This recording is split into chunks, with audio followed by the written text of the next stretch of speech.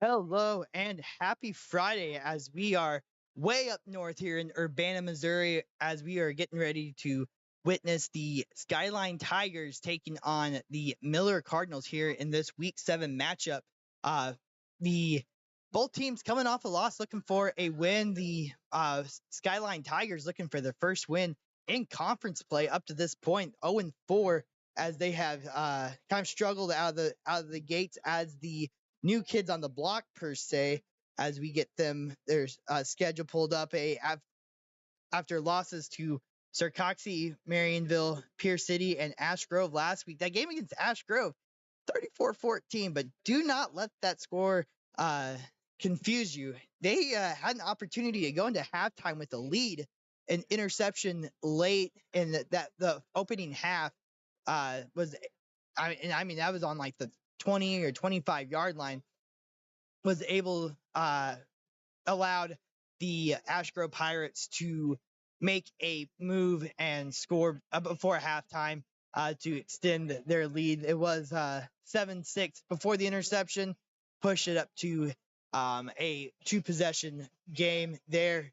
In Miller last week, it was the Sarcoxy Bears, and oh my goodness, were we treated to a fantastic game for the second week in a row.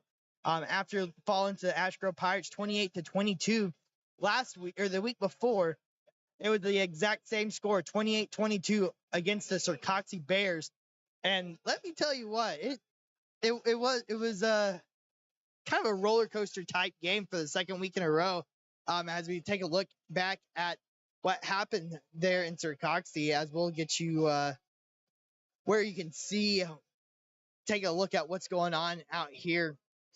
But Miller started off quick with a 45-yard touchdown pass from Nate Hill to Caden Calvin for it was his first reception of the season, a 45-yard touchdown that went the distance. And then Nate Hill would find Owen Dempster for a 2-point conversion, push the lead to 8-0. The Miller defense came in; they knew they were going to have to stop Noah Garrison, the elite running back there for the Sarcoxy Bears, leading rusher in Sarcoxy Bears history. And they did just that for the opening quarter. They forced another punt there after, and actually Miller got the ball before that touchdown, thanks to a fumble forced by um, Brody Rinker. Miller would then take a 6-yard touchdown run by Nate Hill to go up two possessions, 15-0, their biggest lead of the season. But, sometimes when you're facing an offense, a triple option offense like the Sarcoxy Bears, you can hold them, and then they're going to bust one. The triple option got struck again there, that next possession, a 6-yard touchdown run by Caleb Chrisman, put cut the deficit to just 8, 15-7. After a trio of punts, Sarcoxy struck, and it was Noah Garrison up to this point, and it was about 6 minutes remaining in that opening half. He was held to 4 carries for 11 yards, but he got loose a 57-yard touchdown run. He would look like a missile break going down the middle of the defense. 57-yard touchdown run by Garrison cut the Miller lead to 15-13. Miller had to punt. Jalen Matson would intercept the ball. It would look like Miller would have an opportunity to score there late. They were unable to punch it in, and we went into the halftime break with a 15-13 game. Sarcoxy opened up the second half with a 22-yard field goal. You don't see very many field goals in Class 1 football. I said we were here for a treat. That was a special treat. A 22-yard field goal gave Sarcoxy a 16-15 lead in the third quarter. That would be the only score of that third quarter. Sarcoxy would score the next 2 touchdowns, and it was Noah Garrison who broke off a 37-yard touchdown, make it 27-15 early there in the fourth quarter. And then after a turnover on downs by Miller, Sarcoxy scored what seemed to be the dagger with a 3-yard run by Garrison, his third of the game. with 5:17 remaining. After Miller was stalled out on downs on about the 30-yard line, it looked like the Cardinals hopes were gone. But that was not to be, because that defense that played oh so well, minus about 4 big plays in the run game, held firm, forced the punt. Miller responded with a 37-yard touchdown pass from Nate Hill to Owen Weiss with 25 seconds left, but they were still down 28-22. However, another just absolute rarity in the sport of football, an onside kick. Mason Neely kicked it right up the middle, and I was told a story that Jeff Long, assistant coach for Miller, just told him, "Hey, kick it up the middle and go get that freaking football." And Mason Neely did just that, recovered the onside kick, and on this, after hitting Long with a short out route, it looked like Miller had their best opportunity to pull off an upset. A absolute dime from Nate Hill to Jalen Madsen hit Madsen in the hands on about the 10-yard line behind the defense. However, he was the ball bounced off of his hands and fell incomplete. After a couple more attempts to the end zone, it was the Circoxie Bears that ultimately finished on top, 28-22. But man, let me tell you what, it was an instant classic.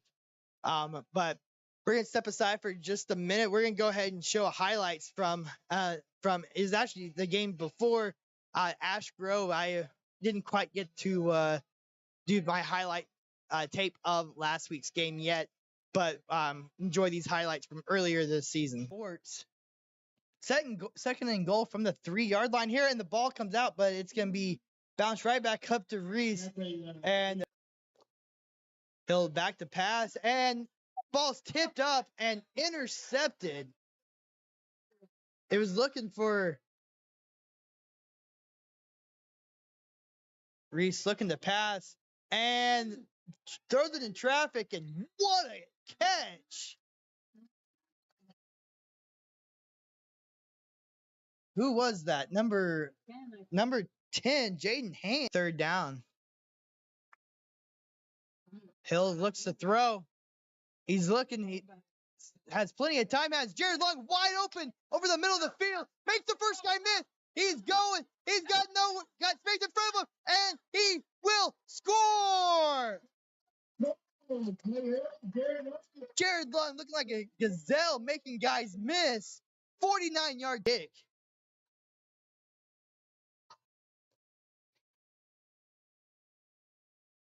And looks like ball came out. Cardinals saying they have it. And they do.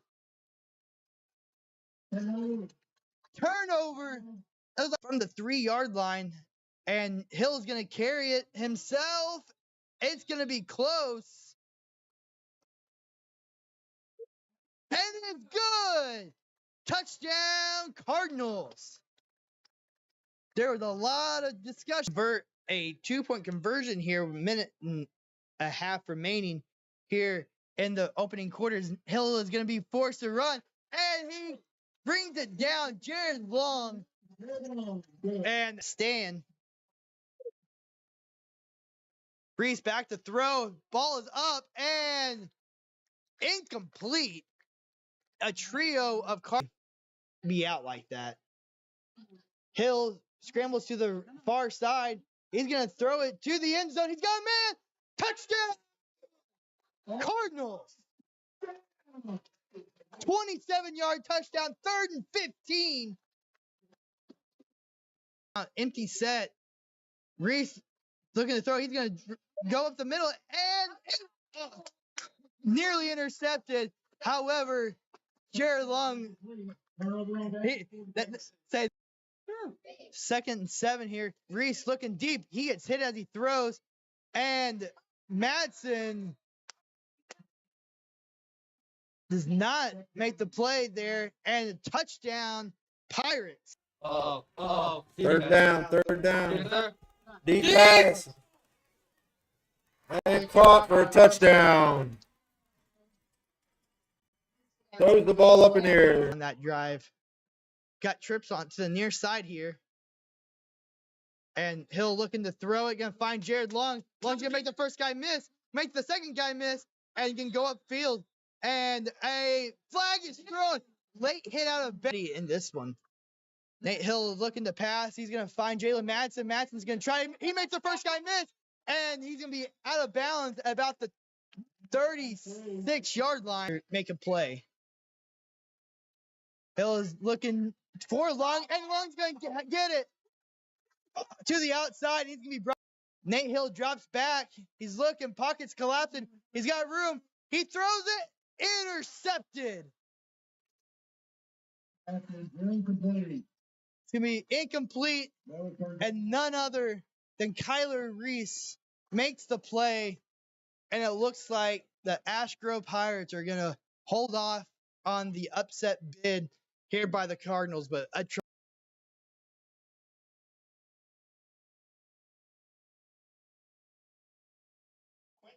welcome back to Skyline High School, where we are getting ready to get ready for this one. About 27 minutes remaining until kickoff.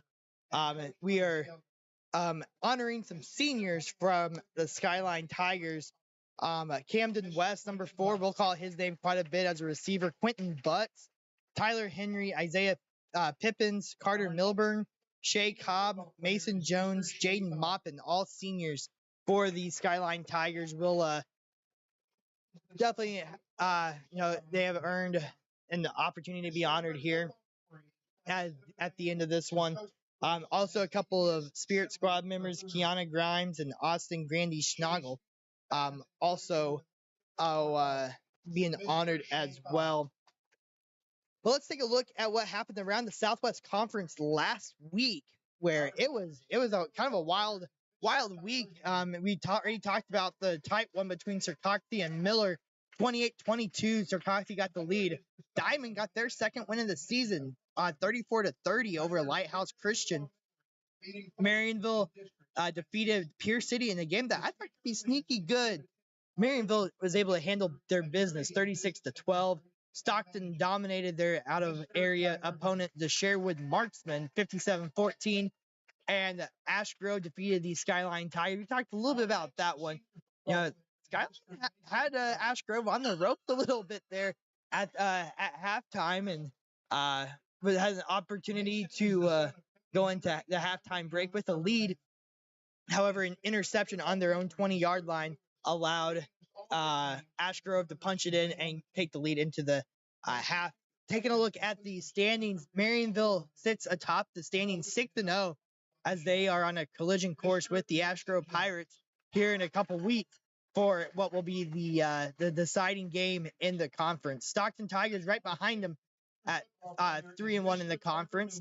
Pierce City, who these Miller Cardinals will be seeing next week, are number 4. Sirkaki sitting at number 5, 4-2, but 2-2 in the conference. Miller and Skyline right after them. Miller 1-4, 4 games out of the lead, and Skyline Tigers 2-4, 0-4 in the conference. Still looking for their first ever Southwest Conference win, as these guys were members of the Mid-Lakes Conference up until this season. And then Diamond Wildcats, they're at the bottom. Taking a look at the district standings, the Cardinals made a jump. They are no longer in the outhouse. They are number 9, as Kabul Bulldogs fell behind them. But the top is still as a tall task. Marionville, Adrian, Windsor, and Ash Grove all state ranked number 1, 3, 5, and 7. Pierce City setting up a big game next week as well for the Miller Cardinals, if they can get the win here tonight. Midway is 6, Skyline at 7. But Skyline, Lincoln, Miller, and Kabul are all right there within about 4 points of each other.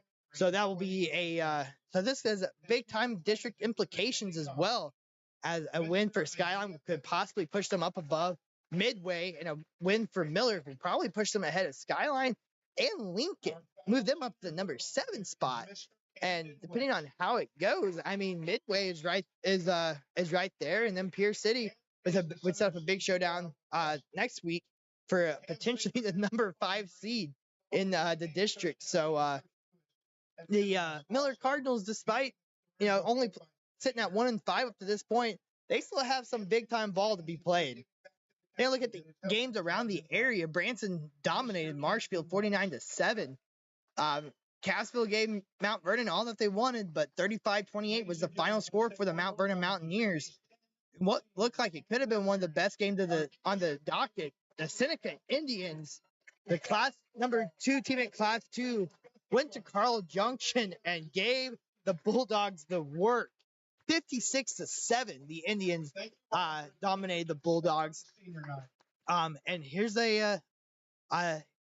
here's something that you don't see very often. Lamar in the middle of a 3-game skid as they fell to Nevada 20-19 in a tight one there in Lamar. Speaking about former powers that are struggling up to this point, the Webb City Cardinals dropped their 4th game of the season to the Republic Tigers 15-13. And we already talked about Marionville. We talked about Stockton. Carthage defeats the Joplin Eagles 23-20, and the Ava Bears showed Houston that you may be better, but you're not quite as good as us, as the Ava Bears defeated the Houston Tigers 43-7. Taking a look at the Class 1 rankings for this week, still got a lot of Southwest Conference flavor. Marionville sitting at top, number 1. They've been number 1 all season long. Ash Grove, number 7. St. Vincent, Adrian, Tipton, Windsor. Yes, you recognize Adrian and Tipton, or Adrian and Windsor and Ash Grove at number 7 as potential district opponents for the Miller Cardinals. Milan sitting at number 8, Salisbury number 9, and Western jumps into the top 10 at number 10. Take a look at the games of the week this week. And man, it's another fantastic week. Outside of here in Urbana, we got a big one in Republic. Number 4 Carthage takes on the number 9 Republic Tigers.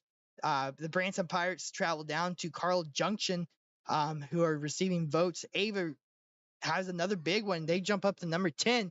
They are facing the Thayer Bobcats. In the Mid Lakes, number 8 Stratford takes on Forsyth Panthers. Forsyth team that we saw a couple weeks ago against Clever. They're looking for a big win, and this would be a monumental one for the Panthers if they can get it done against Stratford. Neosho 5-1. They take on the 3-3 Joplin Eagles. Back into the Big 8 play. Number 7 Nevada takes on Cassville.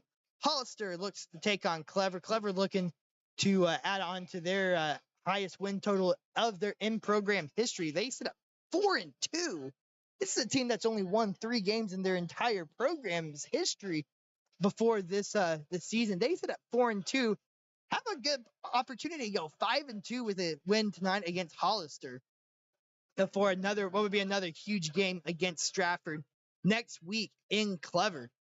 Webb City takes on Willard, and the Sarcoxy Bears takes on the Marionville Comets. Some of those other games are in conference here. Miller takes on Skyline here tonight. Central travels to Ash Grove. Sarcoxy goes to Marionville. Diamond travels to Stockton. And Pierce City hosts the Lighthouse Christian Chargers. So this is going to be a great matchup here tonight. Looking at the Skyline offense, it's going to go about as their quarterback Carter King will go, as we're getting back into the broadcast booth here alongside Mr. Sam Ferguson, and Billy Beaver is out right now. He'll be back here shortly. He'll be here throughout the broadcast, but I definitely want to give a big shout out to my main man here, who I am going to get on a broadcast before this season is over, Mr. Sam Ferguson. But as I was saying, the Skyline Tigers, they're going to go a bit as Carter King is going to go 8 of 17 last week with 186 rushing yards against Ash Grove in the 3 games that they had. He's ran for over 150 yards. They're 2-1 and had the opportunity to, or they're 2-1 and had the opportunity to be 3-0 against Ash Grove last week. It also had a 200-yard rushing game against Buffalo earlier this year. So he's got legs, and that's going to be something that the Miller Cardinals are going to have to account for in a big way. He's going to throw the ball a lot. He doesn't get a ton of passing yards, but he's completing roughly 50% of his passes. So definitely a 50-50 mix for Carter King. Quentin Butts is going to be the running back, 69 carries, 327 yards. But he's also a threat in the pass game, 11 receptions for 130 yards and a touchdown for Butts. Camden West, Kenton Owen, Mason Bebo and Blake Milburn is the leading receiving threats. Then on defense is going to be Shea Cobb, Carter Milburn, and Jaden Maupin. Jaden Maupin, one of the seniors honored here tonight, 50 tackles is good for the team lead for the Skyline Tigers, and was an all-conference selection last week. Miller's quarterback, Nate Hill, coming off of his best performance of the season, and it's not even close. 18 for 29, throwing the ball 281 yards, 2 touchdowns. We talked about it. He was lighting up that Sarcoxy defense. But the Miller Cardinals are going to want to escape Skyline here with a victory. They're going to have to be better on the ground game. Caden Calvin led the way with 9 carries, 11 yards. 11 yards was your leading rusher last week. So they're going to have to look to build on that rush game. Maybe throw in a few new looks. But ultimately, as the Cardinals go, is how Jared Long goes. Jared Long is the star receiver, number 3. He's ran off a pair of 2 straight 100-yard performances as Billy Bieber has re-entered the press box up here, where sporting his bright pink shirt with his supporting breast cancer. Amen. I had a couple family members who've had breast cancer, so gotta support. Absolutely. So, Billy, we were just talking about the keys for Miller offensively. Obviously, last week with it was kind of an offensive explosion there. Nate Hill had 281 pass yards, most of them going to the Jared Long. But their run game struggled, to say the absolute least. A team total of 4 rushing yards. Not going to win you very many ball games, but what do you expect, or what are they going to have to do here tonight? Well, the offense is definitely going to have to block a little bit and give the running backs time to where the running backs can actually do something. Also, too, just continue doing the pass plays like they have been. The short games there. Plus, he can also open it up if he needs to. He's got a pretty good arm, and them two worked really well last week. So hopefully they can keep it up this week, and Miller can possibly hopefully pull off a win tonight. Yeah, I've talked a lot with Coach Frith, of the assistant coach of the Miller Cardinals at school here today.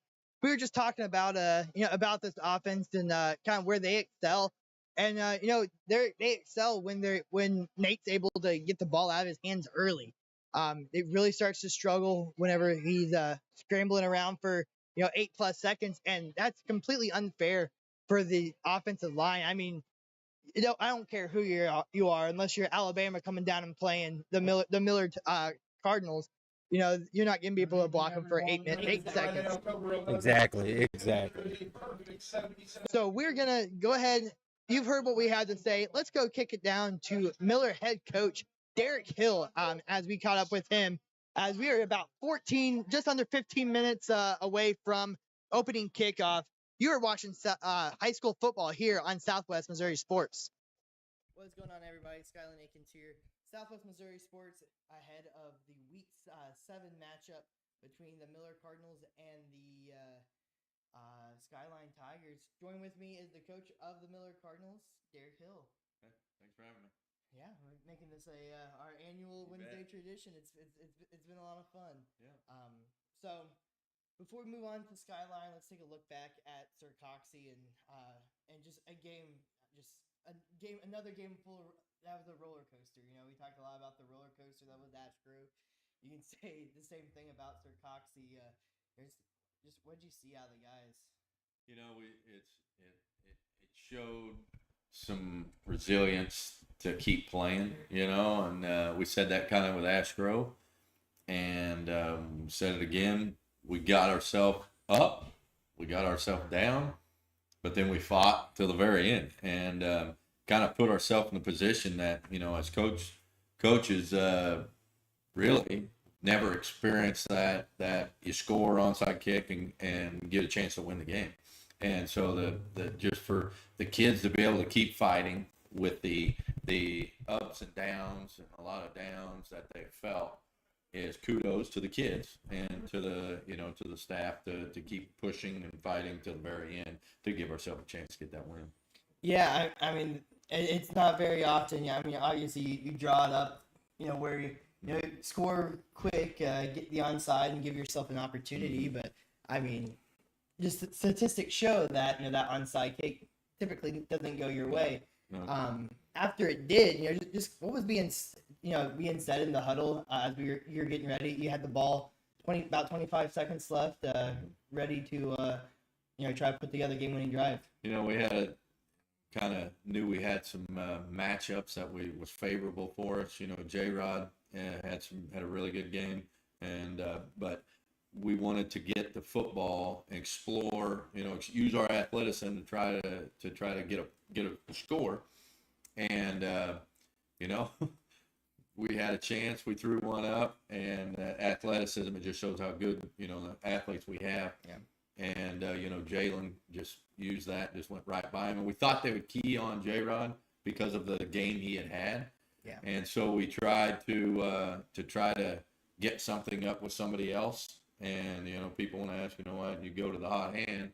But they knew he was hot, and so we wanted to try to get it up to maybe exploit somebody else and sneak something in, and he got by him, and unfortunately the ball didn't fall in our favor, which it hasn't in a while, but it went right in there, and Nate put a good ball up there for us, an opportunity to get, but the kids kept going, and kept giving ourselves a chance, and it was a good opportunity, and we had a shot there at the end. Yeah, it was one of those situations. I kept saying there on the broadcast, it's as much as it felt like it was over. You just with the explosive plays that you were able to put together, it looked like just like you said, you were able to take advantage of some mismatches and was able to hit on several deep balls and had an opportunity there with that one there at the end. So it never really felt like it was over, and I mean, just what a testament it was, to the guys just to keep on battling. Yeah, no, they do. For you talk about it, and you practice it, and 2-minute drills. This one was a 20-second drill, but even the week before, even to this, they did a really good job of understanding the moment. We got to get out of bounds and whatever, but they do a good job of understanding the situation, and sometimes you never know how it's going to be until you're in it. Well, we've been in it a couple times this year, and there've been years, multiple years, where you just don't even have that. Yeah. And, these guys done a good job of understanding the situation and keeping the drive alive. Well, it's definitely made my job a lot of fun up there with all the tight ones. I'm sure it's stressful down on the field. It costs a lot of money to come to games, and they're getting their money's worth till the very end. But I mean, you were talking with the coaches there a little bit about the day that Nate and J-Rod had. I mean, just by far and away, I felt like the best game that they've had all season long. Just talk a little bit about this connection. I know we talked a lot about this senior class. Been playing together since second grade, but just how rewarding has it been that they've finally been able, they looked like they were showing flashes there early on, but was never able to really connect on the big one. But I've been able to connect on a few big ones here as of late. I think it's they understand, they're comfortable with each other, and they know what maybe that other person's going to do. And so when something, you have the design play, when that design play breaks, they're able to go and sense where he's going to be. And Nate can sense J-Rod.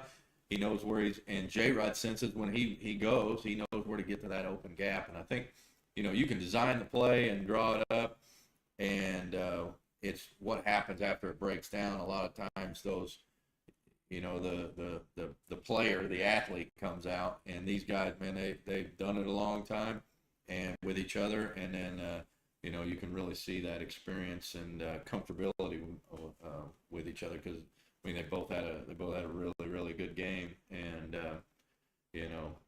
but it was cool to see that. I mean, the passing attack, was great all around. Found Caden there early on for his first reception of the season. Yeah. Went for a touchdown. Just was it something that you kind of saw in the scheme of Sircoxy, or was it something that you were kind of anticipating coming in? No, we thought from our scouting that there were some opportunities in the middle and the weak side of the formation that we could probably get vertical, and right out of the gate it was wide open, and Nate saw him, and Caden ran a great route, caught the football, and 45, 50 yards, whatever it was. But yeah, that was something that we seen that we knew we had to exploit. And once you exploit something, if it's the middle, then it opens up the other things, and then that's what cascaded ourselves to the other sides of the field with J-Rod and some of the other guys. So flipping, the script over to the defense, we talked a lot coming in about limiting the big plays, and there for the first quarter and a half. I mean, you were holding to Noah Garrison, who's the leading rusher in Sircoxy history. I think he had 11 yards at the 6-minute mark of the second quarter. Just what was working early, I guess that's kind of my question. Is kind of what was working there early. Is just awareness. We talked about what's going to take to beat them, and that was to be assignment football. And assignment football, was who's got the dive back, who's got the quarterback, and who's got the pitch. And we knew if we were going to win the football game, you had to keep 33 and contain. He could not have that 50, 60-yard run. And they bought into the plan and executed the plan. And they did a great job with that. And sometimes when you're playing teams that run the same thing over and over and over, you get complacent. And when you get complacent against a team that's run triple option or an athlete like that, they're gonna get you. And I think it got us a couple times. And but that first deal, they bought into what the defensive coaches and the scout report said, and did a great job executing it up to that point. 28-22 loss, it was obviously not what we were wanting, but flipping the script to next week, you face a Skyline team that is a conference game, but the first ever time facing them as a conference opponent, and the first time facing them in the regular season in, I believe, 12 years. Yeah, since 2011, I think it was, or ish. Yeah, something like that. Yeah. So just kind of talk about kind of this matchup, and obviously a team that none of these guys have seen, but obviously around the program has seen a few times. Yeah, Skyline's a good program. Coach Shelby, he did it for so many years, and had some really, really good success. So these kids growing up saw that success, and that success was 3 to 4 years ago, and so they know how to win. And their head coach, Sean Kelly, he was part of their very first program. So they understand winning football. They've seen it recently, and so they're a good team. They have good athletes. They mirror us a lot. With the what they're trying to do, and with some athletes. So it's going to be a good test. They got some sides up front. They're a good football team. Two and whatever does not correlate to the type of football team that they are, because they have good athletes, and they do know how to play football. They just came up short, which is a lot like us, I mean, this is a huge game for a number of reasons. Obviously, kind of a term that Miller likes to use a lot. Kind of getting over the hump of been right there, in several other games. Not quite got there, but but not only just that, but also an opportunity, come district time. I mean, this is a this could jump you up several spots there in the district seating.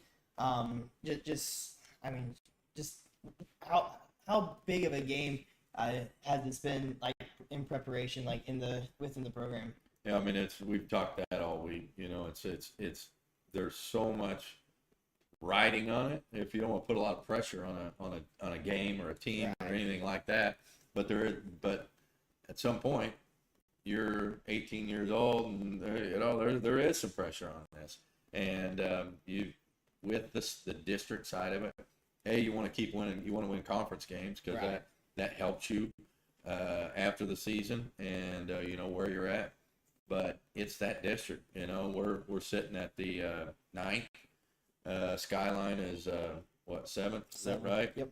And you want to be, try to get out of that playing game. There's still that shot. You want to put yourself in a chance to get to 6 or 5. But you definitely don't want to be in the lower half of the playing game.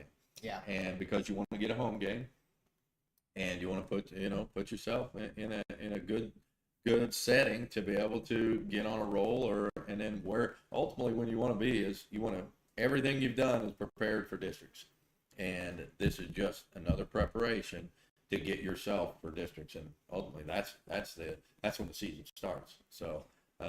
There's a lot riding on it for that aspect. So, like looking a little bit more ahead to the Skyline. You talked a little bit about their athletes. So far what I've seen is kind of as their quarterback goes, they kind of go. Mm-hmm. In the 2 games that they won, that he's running for over 150 yards, and mm-hmm. the games that he's losing, they're about 30, 40 yards. Just kind of talk about him as an athlete, and just what's it going to take to slow him down. Yeah, they're gonna run a little, we call it a little inside power with him, and he runs it hard. I think all the quarterbacks we faced throughout. We want to thank Coach Hill for sitting down with us. We had to cut into it because we're about a minute and 40 seconds away from kickoff. It is almost that time. But let's go through the starting lineups here real quick. Starting with the Skyline offense, they're going to be led by Carter King. We talked a little bit about him as he does with his legs. So is how the Skyline Tigers will be. Quentin Butts, number 8, will be their lead tailback, and actually the only tailback up to this point, as Butts and King has accounted for all of their rushing up to this point. Camden West is going to be one of their receivers, or leading receiver, Mason Bebo, 11 receptions, 92 yards. Blake Milburn has 3 receptions for 38 yards, 2 touchdowns. Kitten Owen with 18 receptions, 163 yards. Carter Milburn, Carson Sullivan, Wyatt Stoner, Logan Maupin, and Jaden Maupin along the front line. Most of them sitting between 185 and 200 pounds. Wyatt Stoner, 220. Jaden Maupin, 215. The all-conference defensive end. Going to the defense of Skyline, Camden West, Carter King, Blake Milburn, Quentin Butts, and the defensive backfield, Wyatt Stoner, Shea Cobb, 2 sacks from the linebacker position, leads the way. Hoyt Miller, 10 tackles for the season. And Miller has won the toss, and they're going to defer to the second half. Skyline's going to get the ball first. Carter Milburn, Carson Sullivan, Logan Maupin, Jade Maupin will be out there on the defensive side for the Skyline Tigers. Let's just go ahead and talk about the Miller defense to start, since that's who we're getting ready to see. Jared Lung, Blake Walters, Jalen Madsen coming off of a game where he had an interception, and Trenton Pierce in the defensive backfield. Linebacker core been very good up to this point. Caden Calvin, 10 tackles, led the team. Brody Rinker leads the team overall. His 62 tackles and 9 for loss. And freshman Charlie Langston, Colton Brown, Owen Dempster, and the Neely twins, Connor and Mason, will be the defensive line. And we'll introduce the Miller starting offense when they come out here. But it is football time here in Missouri. 12 minutes are on the clock. We are getting ready to get started here. And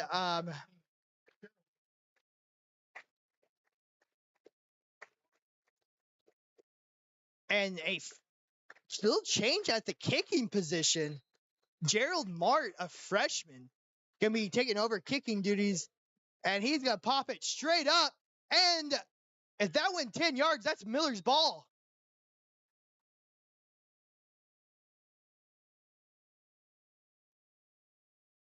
And I'm not sure it did. 10 yards from the kickoff's 40, so 50's 10. And It's about 14-yard kick, so it's Miller football. Well, look at that. Bringing in the freshman and immediately making a big impact there. This is what they need to get things going right here. Just go ahead and start it off and get something established, a run game or... Yeah, so Miller's going to take over the ball here to start. And while I promised to introduce the Miller offense whenever they get the ball, let's go ahead and do that. It's going to be Nate Hill running the things but under center. Had his best game of the season up to this point, 281 yards, 2 touchdowns through the air. Caden Calvin going to be the lead back alongside Owen Dempster, who's been solid at times this year. I've kind of struggled to get things going. Jared Long's going to be the star of the show. As it looks like the officials are talking about something. We'll see what that's all about here in just a minute. Jared Long, Blake Walters, Owen Weiss, Jalen Madsen gonna be catching the ball. Jalen Madsen had the opportunity to catch the go-ahead touchdown, but just dropped it there late. Jackson Johnson, Lane Call, Eli Woods, Connor Neely, and Mason Neely up at the on the offensive line. And it's gonna be Miller ball starting out here. So already a quick start. Onside kick. Actually, it wasn't even an onside kick, it was just a kind of pooch kick that just kind of hung up there. And it's gonna be a run to Jared Long to open, and he's got space to the outside. He's got flag comes in where it looks like it's gonna be a ball comes out. It's gonna be interesting because a lot of times they say the ground can't force the ball to come out. I think that's where it was, but right now it's gonna stand a gain of Number 5. 35. Flag comes out, so we'll have to see what that is. I assume it's gonna be a hold or a block in the back. The Miller offense coming back. And that's a killer here early. Too bad you couldn't get it where it's 10 yards from the spot of the foul. Yeah, instead of coming all the way back 35 yards. Plus, yeah. Oh, it is. I guess it is. So it's second down. One to go. Holding against Miller. So we'll call that a gain of 9 on the run by Jared Long. But that's an explosive start here to start the game. That's a great start. Great start. Miller in the split backfield. Long goes back to the outside. And Billy, we talked a lot here the last couple weeks about they're going to have to find a way to get Jared Long the ball in some creative ways. And running a little sweep right off the bat, I mean, that's about as creative as you can get. Yeah, I wouldn't expect him to be set up as a tailback. After last week, all his catching abilities he had. Yeah, 8 catches for Jared Long last week for 126 yards. His second straight game of 100 yards. The 6-yard run by Calvin. And here goes Long again to the outside. And he's got space and up across the to me just short of the first down line. About again a 9. But that's takes the handoff to the left side. That's they're going to give him the first down. It's going to be about a gain of 11. It's hard to see where they were going to spot that. But it's going to be a gain of 11 and first down for Miller and the Miller offense in business.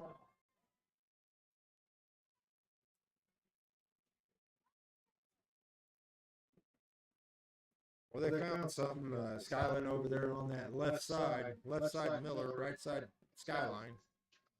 Yeah, they went that way twice there.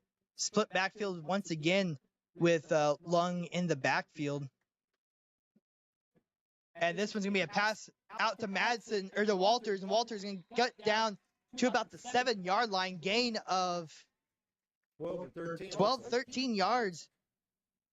And I'm going to be interested to see if this is just something that they're wanting to start out in, or if they're just going to give Long a lot of those carries that were going to Owen Dempster. But so far, it is working. 1st and goal from the 7-yard line. Nate Hill's going to hard snap it, and that's going to force a penalty. Logan Maupin got a little overly excited, the sophomore. 5'9", 185-pound sophomore is going to jump off sides.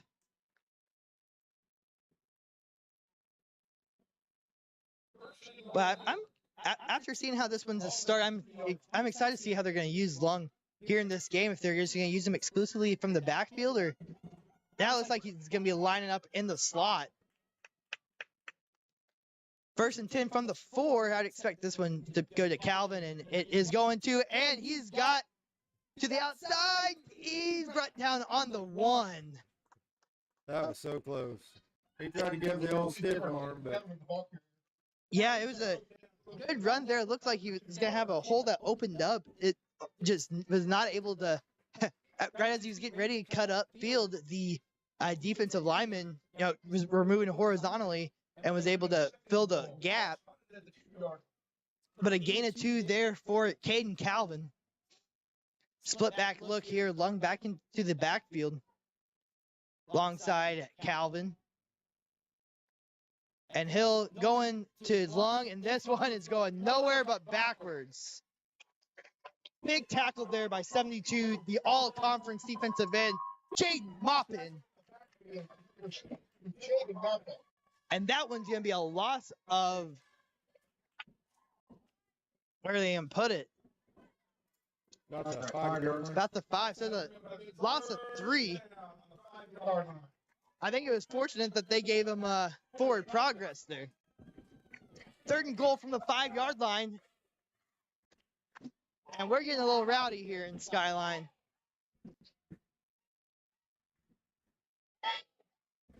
Nate Hill in an empty backfield. Gonna bring a man in motion. That is Calvin. And Hill's gonna run up the middle. And he is in. Touchdown, Cardinals. 5-yard touchdown run by Nate Hill. He was scrambling to the outside. Looked like he had a couple receivers calling for the ball and was open. Hill decided to go ahead and keep it himself, and he's going to get in. 6-0 is the score right now. Extra point about to be attempted by Jared Long. Well, Jared's just doing everything tonight. Jared, jack of all trades, good, and it's good. Extra point attempt for Miller is good. We're going to step aside here. 7-0 here early on for the Miller Cardinals. We're going to step aside. You're watching high school football here on Southwest Missouri Sports. Oop, that's the wrong one.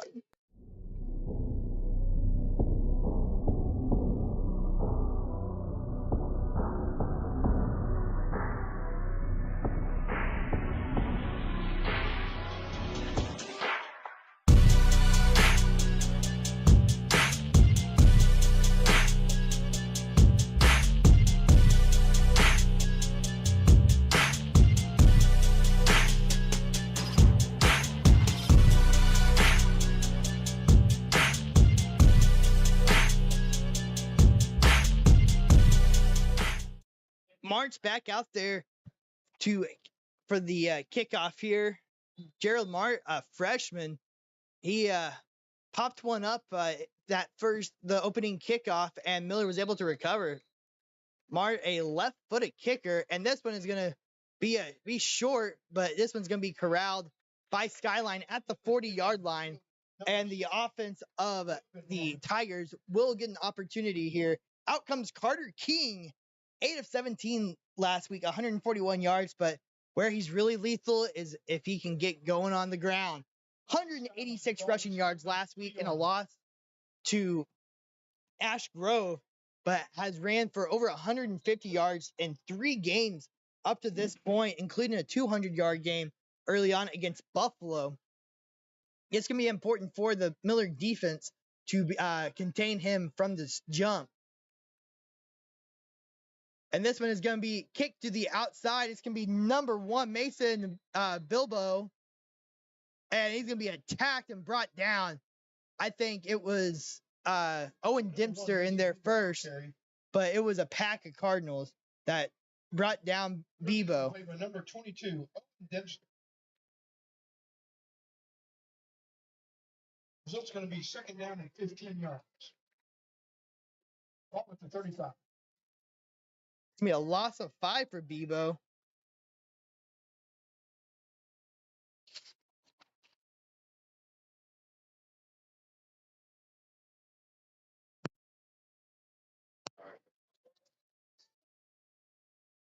Second and 15 from the 35-yard line. King is going to keep it up the middle here. He's got some space, and he's got back up across the original line of scrimmage. Gain of 10 for Carter King. Play made by number 70. Lane Call with the tackle.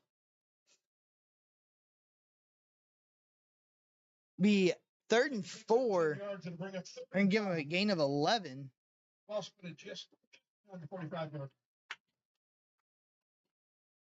Skyline out here in their all blacks. Sharp look from the Tigers. Miller in their gray helmets, white top, gray pants. And King is going to keep it himself once again. This time, not going to be fooled. And Charlie Langston, no, number 62 that was Mason Neely, was in there. Did not fool him. That's going to bring up a 4th and 5. After the loss of, they're going to call it back at the line to gain. They're going to give credit to the tackle to Brody Rinker. But Mason Neely was right in there almost immediately. And a 4th down. And it looks like they're going to go for it here on their own side of the field. Maybe feeling a little bit of pressure early. They ran the punter out late. And ball nearly blocked there by Owen Dempster. But a good punt here is going to put Miller back on the 20-yard line. Mason Bebo, a good punt. That one, Billy, that one was just about blocked, and that could have been another game-breaking play. That was probably about 6 inches away from being blocked, it looked like. So we had a good opportunity to do it. We didn't. Luckily, he didn't go into the kicker either. That would have been an automatic 1st down. So yeah, the kicker. And Dempster kind of notorious for some boneheaded plays from time to time. So and I mean he got up there. If the punter probably could have done a little bit of acting and got that call. Nate Hill going to keep it himself, and the ball comes out, recovered by the Tigers.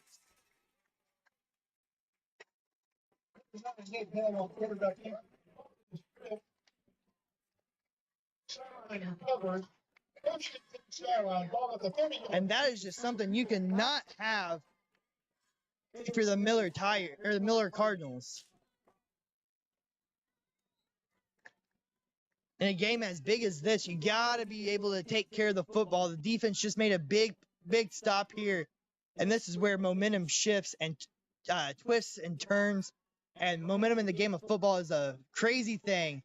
As ball to Quentin Butts up the middle. Shen tackles. And first play of the series is a touchdown for the Tigers.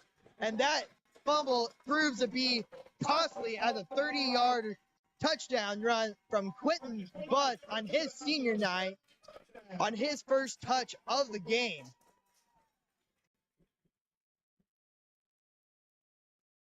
Big time play there for the senior. Hole opened up in the middle of the Miller defense. Butts able to capitalize, goes the distance, 30 yards for a touchdown.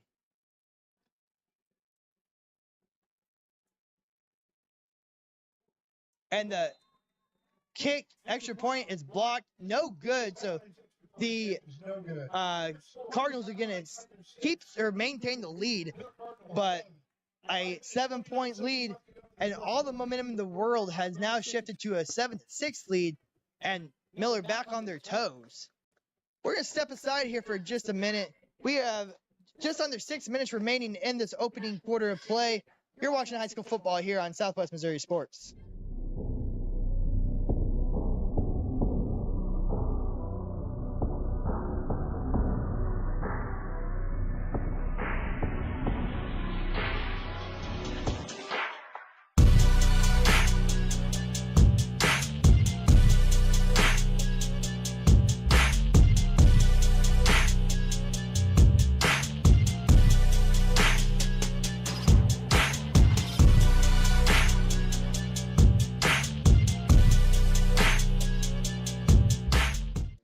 Welcome back to Skyline, Missouri, where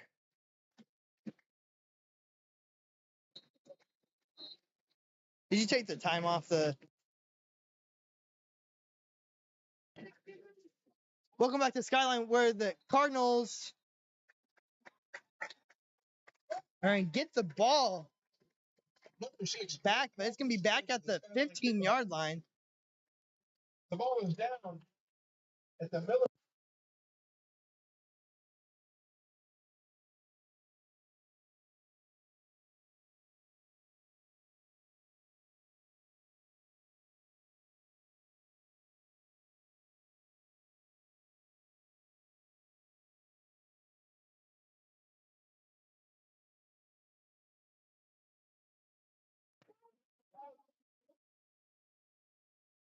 Miller takes the ball back over here, looking to, and the ball comes out again. Skyline football. That time it was Calvin.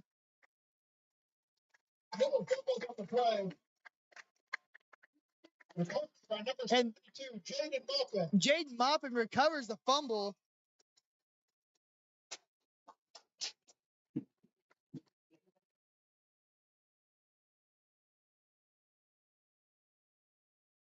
And it looks like the Miller Cardinals ate some popcorn on the way up here. Got some Butterfingers going. The Skyline Tigers looks to score here.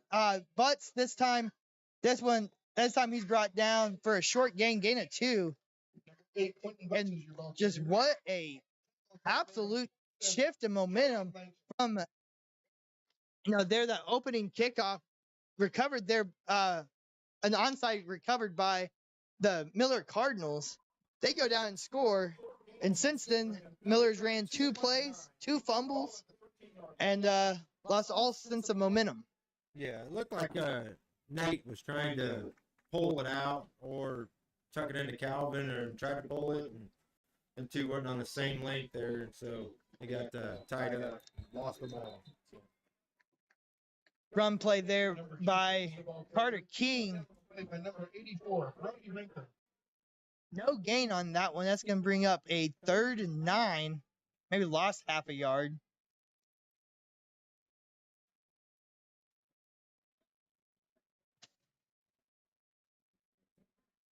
Brody Rinker on the tackle. On the play that'll bring up 3rd and 10. Officially, it's going to be 3rd and 10. Scoreboard still has it 3rd and 9. Skyline's going to have to hurry up. There's only 7 seconds left on the play clock. So. Yeah, they're going to call a timeout here, talk it over, get the right play call in here.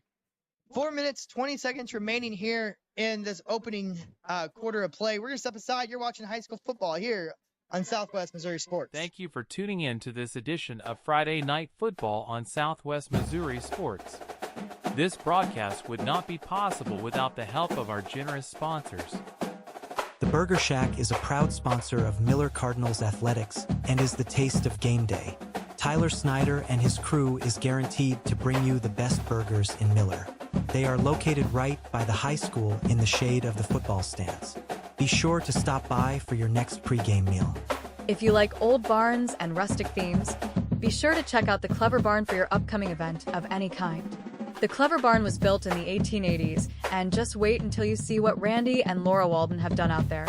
Located just a few miles south of Clever on Jasmine Road, They were recently voted the #3 wedding venue by SWMO Magazine, and they can't wait to host your event. Give them a call at 417-350-2343. Now back to the voice of Southwest Missouri sports, Skyline Akins. Thank you. Welcome back to Skyline, where a 3rd and 9 here for the Tigers, and King is running. He's going to throw it to the back of the end zone. Nobody there. And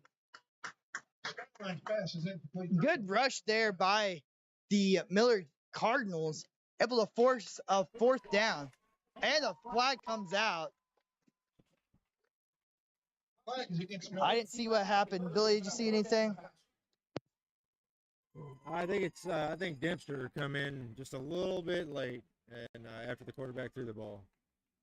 So it looks like a roughing the passer penalty. It's half the distance to the goal. And once again, Miller Cardinals shooting themselves in the foot. Big 3rd down stop there. Going to bring up a 1st and goal from the 7.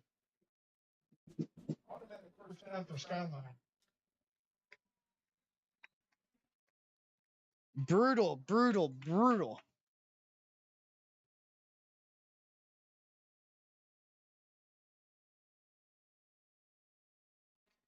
The 1st down play, keeper by King. And this one is good for a touchdown.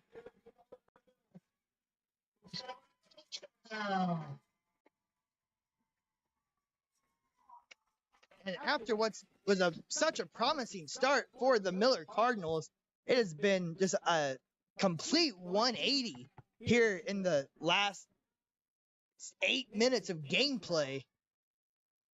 You just chalk that up to costly mistakes. Penalties, fumbling the ball twice. Score should be 7-0 right now, or possibly even 14-0 us if we could just control the ball and stop doing costly penalties. Absolutely, the Miller defense did what you wanted them to do. They got to stop.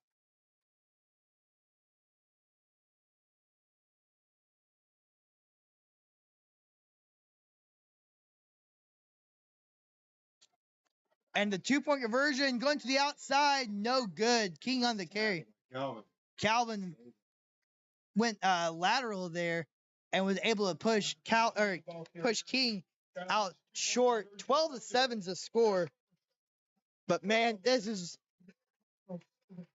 just what a roller coaster this first quarter has been already. You know, it's been roller coasters the last 3 weeks for the Miller Cardinals, you know, starting with getting a big lead against Ash Grove and it evaporating, getting a big lead against the Sircoxie Bears. That one evaporated. And a quick start here against Skyline, and what is a absolutely massive game in terms of, first off, you know, I mean, let's be real. With the way that the Cardinals have played the last couple weeks, they deserve a win. You know, here in one of these last 3 games, sometimes the game of football is not fair. However, with the way that they have opened up this game, it's hard to say that they deserve to be up in this one, because they absolutely do not. Very well said. You know, a lot of it is just penalties, little mistakes. Otherwise, Miller would have 4 wins under the belt right now. So, good kick here. It's gonna roll out of bounds at about the 11-yard line. And you know, Billy, that is a very good point there. I mean, outside of really that Stockton game, that Stockton, you know, put a whooping on us pretty good. But other than that game, you know, that Clever game was very winnable, and you know, Clever ended up having a very good year. I mentioned earlier, we were at that Clever Forsyth game where they got their best win of their program history about 3 weeks ago. You know, that one could have been a win. Stockton, you know, they kind of had our number there. But then, you know, Diamond, Ashgrove, and Sircoxie. I mean, those are all games you could chalk up as victories that where you only have one to show for. And even that Burlington game, that was the other game that I was I couldn't think of. But Burlington's another one that you had an opportunity to go and make a big impact, but was unable to. Kick goes out of bounds. Miller's going to elect for a re-kick here instead of taking the ball on the 40. Skyline's going to kick it deep once again, and it's going to go out of bounds at about the 25 this time. Kick goes out of bounds. I'm guessing Coach Hill will probably back him up even further now. Yeah, why not? I mean, Absolutely. You're going to keep doing it, keep backing him up. Just helps Miller out with great field position.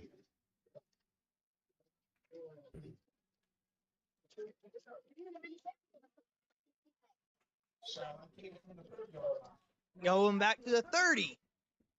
And at this point now, your return men are lined up on the opposing 30-yard line.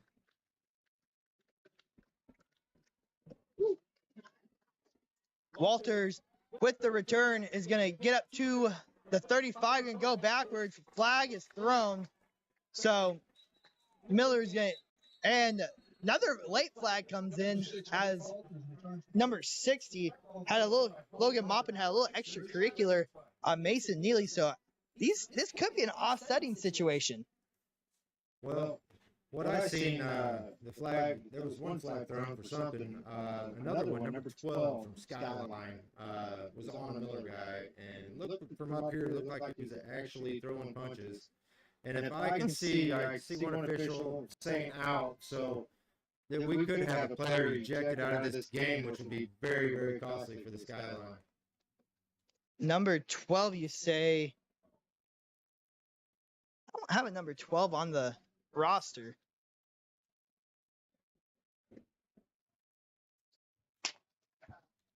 Or is it number 12 for Miller? Jack. No, number 12 for Skyline.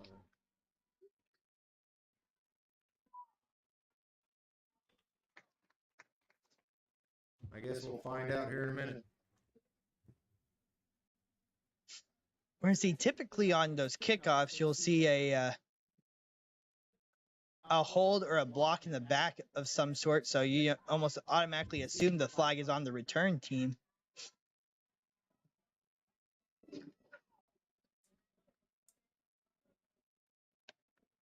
We're gonna have a hold against the Cardinals. And then we're gonna have a personal foul against Skyline. And in fact, someone has been kicked out of the game. Number 12, he's a senior too, I believe. So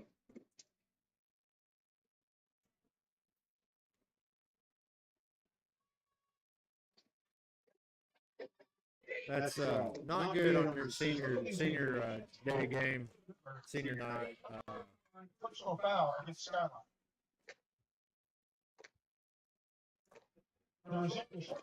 Miller, the ball at the 40-yard line. Number 12 still on the sideline, so maybe it's a case of he just has to come out for. I don't know. No, White had said he was done. He was out. So we will not see number 12 back on the field for Skyline the rest of the evening. With 3:58 left to go in the first quarter, that's costly. Costly penalty.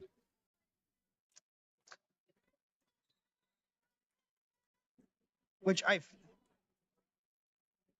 and I'll have to go upstairs on our next break and see who that was. But a first down play gonna be incomplete. Pass broken up there by number 9, Hoyt Miller. Jalen Madsen, the intended receiver, in a big hit. Or it'd be Blake Milburn on the breakup.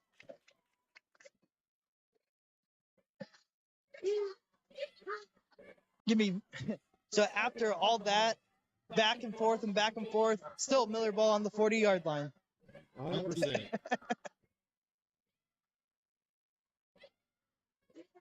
Second and 10 from the 40. Just under 4 minutes remaining in this opening quarter. Long goes in motion here. He's going to get another carry. Going to cut up field. He's makes the first man miss, and a gain of 5. Tackle made on the play by number. He's up to 22 yards up early in this one. Thing about it is, Skyline, we're going to have to do something different. We're keying in on that already, and he cut it back in to get what he got, 5 yards. Otherwise, we're shutting the outside and not letting Jared get to the outside where he had that big run earlier for 35 yards. They got brought back because of a holding penalty.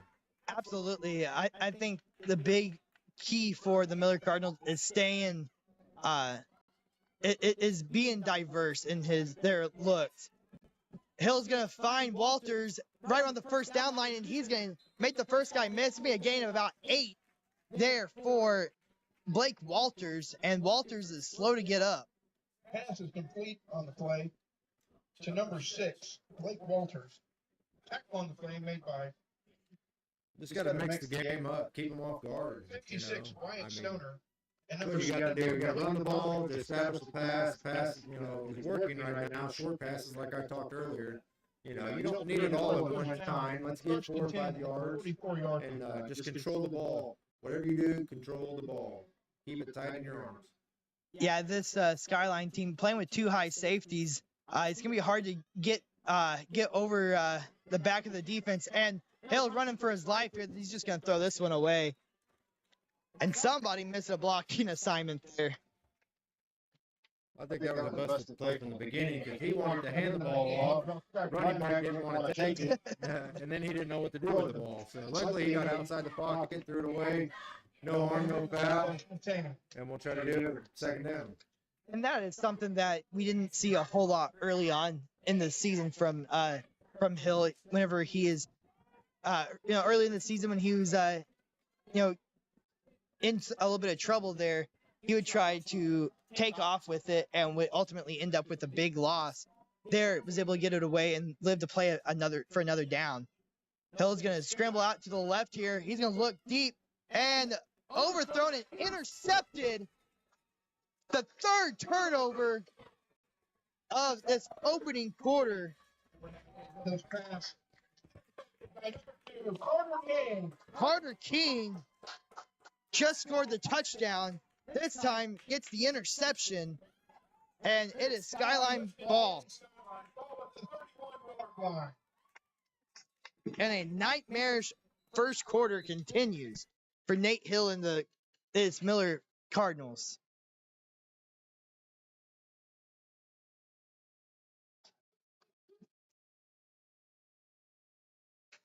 Skyline comes back out here with a 12-7 lead. And King immediately with the carry, a big tackle there by Rinker. Number 2, Carter King carries the ball to the left side. That's going to be a gain of about 4. On the play by number 84, Brody Rinker. And Brody Rinker really coming into his own here. He's kind of moved around a lot on that defense. Was mostly a defensive lineman last year. Played a little bit as a linebacker early on. Now he's kind of playing in like a hybrid. I know at Oklahoma they call it kind of the cheetah position, running a little bit off the line, a little bit from a linebacker. And the blitz, Calvin here, and pass completed. It's going to be completed to Kenton Owen, the 6'1" freshman, on the first pass attempt of the game. And number 11, Kenton Owen is complete. Be a gain of about 5. Owen, one of the leading receivers, 18 receptions, 163 yards for the season. You're going to bring up 3rd and 1. And Miller, they're getting aggressive. They brought down Caden Calvin in a blitz, and Owen was just able to find the soft spot in the zone and was able to pick that one up. And a big run here by Carter King up to the 50-yard line. That's going to be a gain of 10 on the ground by Carter King. Number 2, Carter King's the ball carrier, takes the ball to the middle. He's shoelace tackled by number 84, Brody Rinker. Brody Rinker credited with yet another tackle. He's had a good opening quarter.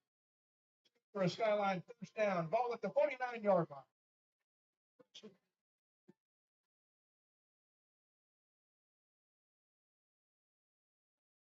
Some good games going on around the area. We're going to keep you updated. Carthage right now has a big lead, 14-0 early on, as Carter King is going to take this one up the middle again. Gain of about 6. Number 2, King, the ball carrier. Tackle on the play. And we've talked a lot, and Miller coaching staff very, very, very knowledgeable that if Carter King gets going in this ground game, this Skyline team is very difficult to defend. He is a lethal athlete, and the teams that have beat him, with the exception of Ash Grove, have really keyed in on him, and he's had a hard time getting going in the games that they've lost. However, in the games that they've played well and won, he has went crazy, and right now he's on pace for the ladder. Run there by Butts is going to be enough for a first down, gain of 6. Up to number 8, Clinton Butts. And he's up to 38 yards, 70 yards as a team for the Skyline Tigers, and the chains are moving. And that's going to end our opening quarter of play. What a it's been quite the opening quarter. We're going to step aside. We'll be right back. You're watching high school football here on Southwest Missouri Sports. Thank you for tuning in to this edition of Friday Night Football on Southwest Missouri Sports. This broadcast would not be possible without the help of our generous sponsors. The Burger Shack is a proud sponsor of Miller Cardinals athletics and is the taste of game day. Tyler Snyder and his crew is guaranteed to bring you the best burgers in Miller. They are located right by the high school in the shade of the football stands. Be sure to stop by for your next pregame meal. If you like old barns and rustic themes, be sure to check out the Clever Barn for your upcoming event of any kind. The Clever Barn was built in the 1880s, and just wait until you see what Randy and Laura Walden have done out there. Located just a few miles south of Clever on Jasmine Road, they were recently voted the number 3 wedding venue by SWMO Magazine, and they can't wait to host your event. Give them a call at 417-350-2343. Now back to the voice of Southwest Missouri Sports, Skyline Akins.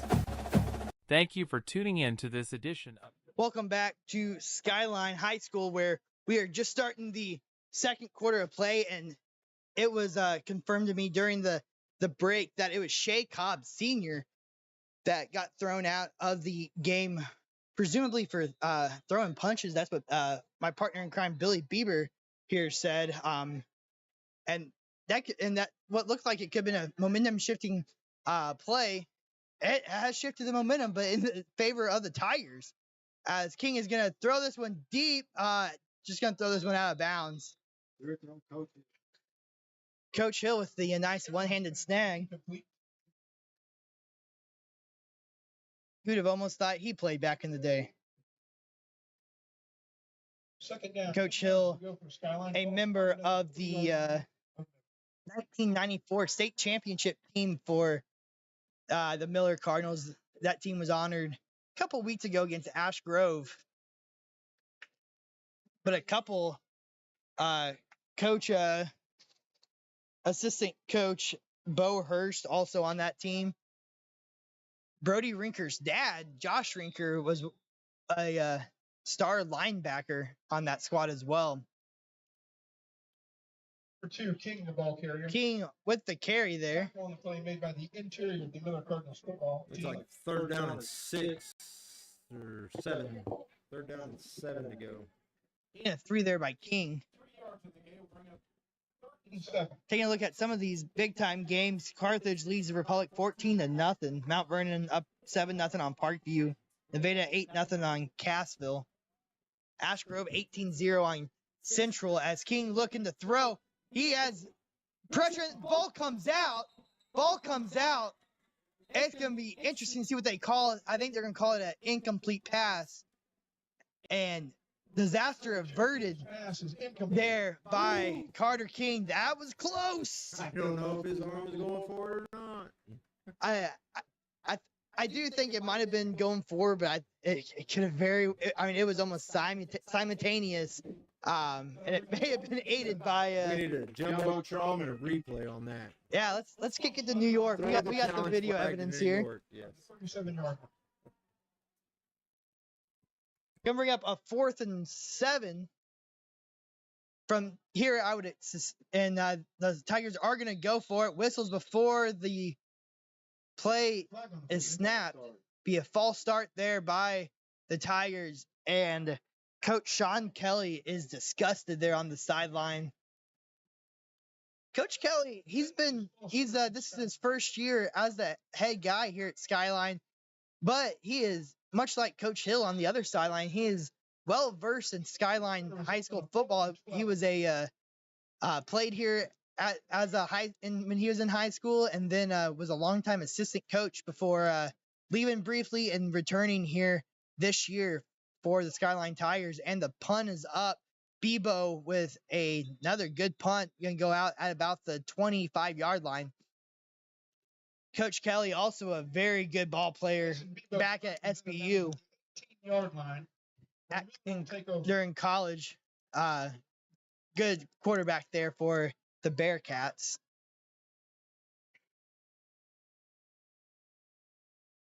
Football fans, Skyline Tigers 12, Miller Cardinals 7. 58 seconds left in the first half. Couple of score updates on the games we just mentioned. Carthage up 21-0 over Republic, and Mount Vernon starting to gain a little bit of traction here. 21-0 against Parkview, and Stratford 14-7 over Forsyth, and Thayer holds a lead over number 10 Ava. Number 24, Caden Calvin is the ball carrier. Calvin gets a carry there. Number 61, Carson Solo. Be a gain of nothing until he got back to the line. No gain on the play. We'll bring up 2nd and 10. Lebanon looks like they may get their first win as a COC team. However, that win looks like it's going to come against a former conference foe in Kickapoo, who left the now non-existent OC to join the COC. And Calvin, this time up the middle, going nowhere once again. That's going to bring up a 3rd and long. Number 24. That's what we talked about earlier, Skyline. To get Miller a little bit of success on the ground, that front line has got to block a little better. They got to open the hole for the running backs. Yeah, they're outside of those couple of big runs there early on by Jared Long. They're just been, and those have been to the outside. So just not a whole lot going up to this point for the Miller run game. Nate Hill looking for the screen pass, and he's going to find Walters and go up the middle, and brought down. He's going to be short of the first down marker. Be a gain of about 6, but not going to be enough for a first down. Tackle made on the play by number 5, Blake Milburn. This is a situation I'm not sure we would see it. However, if you're sitting, your offense had been pretty solid moving the ball up to this point and been mistake free, you might see him, try to be aggressive in a situation like this. However, it's going to be Owen Weiss coming out to punt, end over, end kick, and it's going to take a big Miller bounce, and Bebo on the return, Mason Bebo, and be brought down there by Walters. Miller's punt is fielded by number 1, Mason Bebo. 8:42 remaining here in this opening half. 12-7's your score. Made by number 6, Blake Walters. 10 Skyline. It looked like Miller was going to take early control of this game. However, it's been all Skyline here as of late. After about the first 3 minutes of the game, it's been all Skyline. King to Butts. Butts stood up right at the line of attack. Hit by Owen Dempster. And Owen Dempster got on to me at school this week. He was mad that I called him out after not suplexing Noah Garrison. And he came up to me. He's like, "Why you gotta call me out like that?" And I'm like, "Well, should have given him the suplex." With WWE style. So I would imagine if he gets an opportunity, he may go all out for it this week. He's also been, although he's been battling a cyst on his arm, got it cut out on Wednesday. Read option there. King's gonna keep it and be brought down.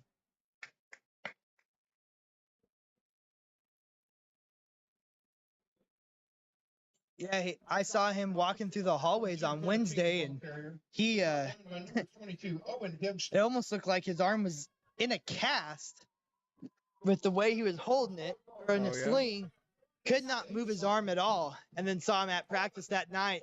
Running sprints, and I'm telling you, that was kind of a funny sight. And straight arm. And it looks like the team captain's getting a talking to.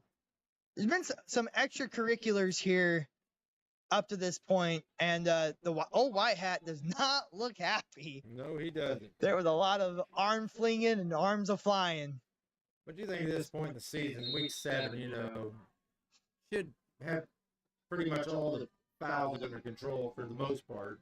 You're going to get a few here and there, but, personal fouls, stuff that, is pointless, but, when you get under control, quarterback runs the ball, goes nowhere on that play, actually loses yards. He's back to down to 9 now. Or 4th and 10, I'm sorry. Yeah, I mean, a loss of 6 there. Connor Neely with the sack. Some yards is going to bring up 4th and 10. Ball spotted it. And that's going to bring up the punt team. And Walters back deep for the Cardinals, back about the 30.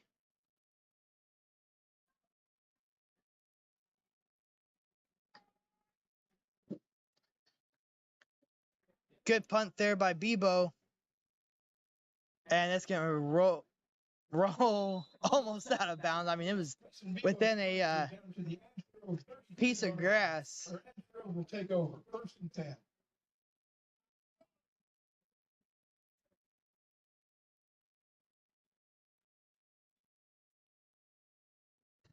Skyline, a new addition to the Southwest Conference this year, and these two teams have matched up several times through the years, but this is the first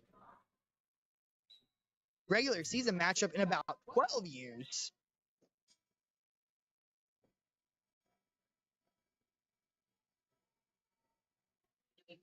However, they have matched up twice in about 8 years ago in the state playoffs, and a big run here by Calvin. He breaks through the line. He's to the 30, 20, to the 15 before he is caught. A huge play, explosive play there by Caden Calvin. The gain of 30, 40, 57-yard gain. Thank you for my mathematician there, Billy Bieber. I've been calling him my right-hand man all season long, and really coming through, not only on the scoreboard, running the scoreboard for us, but also counting. I got that clever education. Counting's not my strong suit. I went to Mount Vernon, so it's not much better, buddy. 1st and 10 from the 14-yard line, and the flag is thrown. Should be.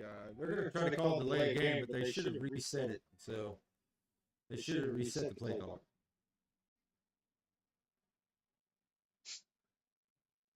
You got to give them time to get down the field, set the chains, and all that before the play clock starts. So, and I think that's what they're going to do. They're going to go ahead and wave the flag off and start back over. Yep, and I think that's the right call. That was a quick 25 seconds. 100%. Hill and Calvin in the backfield. Hill gonna scramble off to the left, and he's gonna keep it. Act like he's gonna throw, but he's gonna make it move, and he dives. Touchdown, Cardinals. What a little juke and jag on that play, Skyline. Did you see that? Yeah, I believe it was number 2. Carter King had a beat on him at about the 2-yard line, and a juke had Carter King diving after him, but no, there's no one home. And then there was a jag in there, too. You forgot that. And then a dive. Juke, jag, and dive. Touchdown, Cardinals, and the Cardinals take the lead. 6 minutes remaining here, and the extra point is no good, but a flag was thrown before the play. Offside's called. It's a good opportunity right here now. This ball be spotted at the 1-yard line to go for 2 possibly.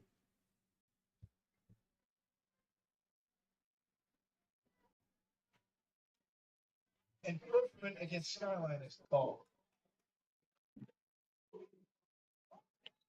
Encroachment on the defense. We'll see what Coach Hill decides he wants to do here. I agree with you. Oh, he's bringing the offense back in. And there we go. We're going to go for 2. An extra point here puts you up by 2, a field goal, which as rare as field goals are in Class 1 ball. But this one's going to be a run here by Hill, or not Hill, Long. The line of judge called it down on this close side here.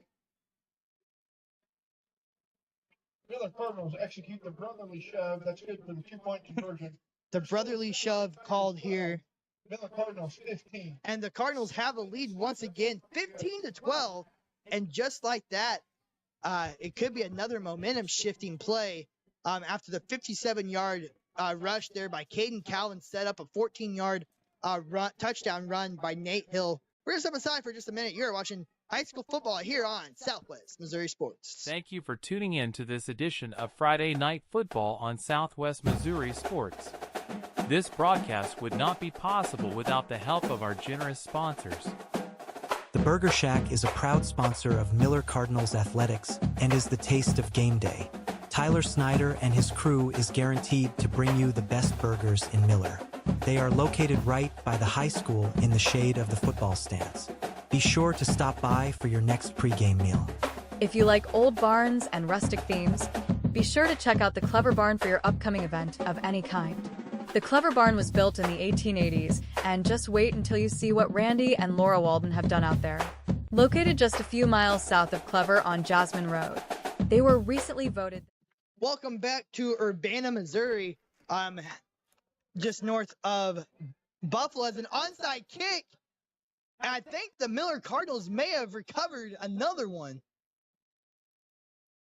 Onside kick by Miller. Miller looked like they had it. Apparently they're giving it to Skyline. Wow.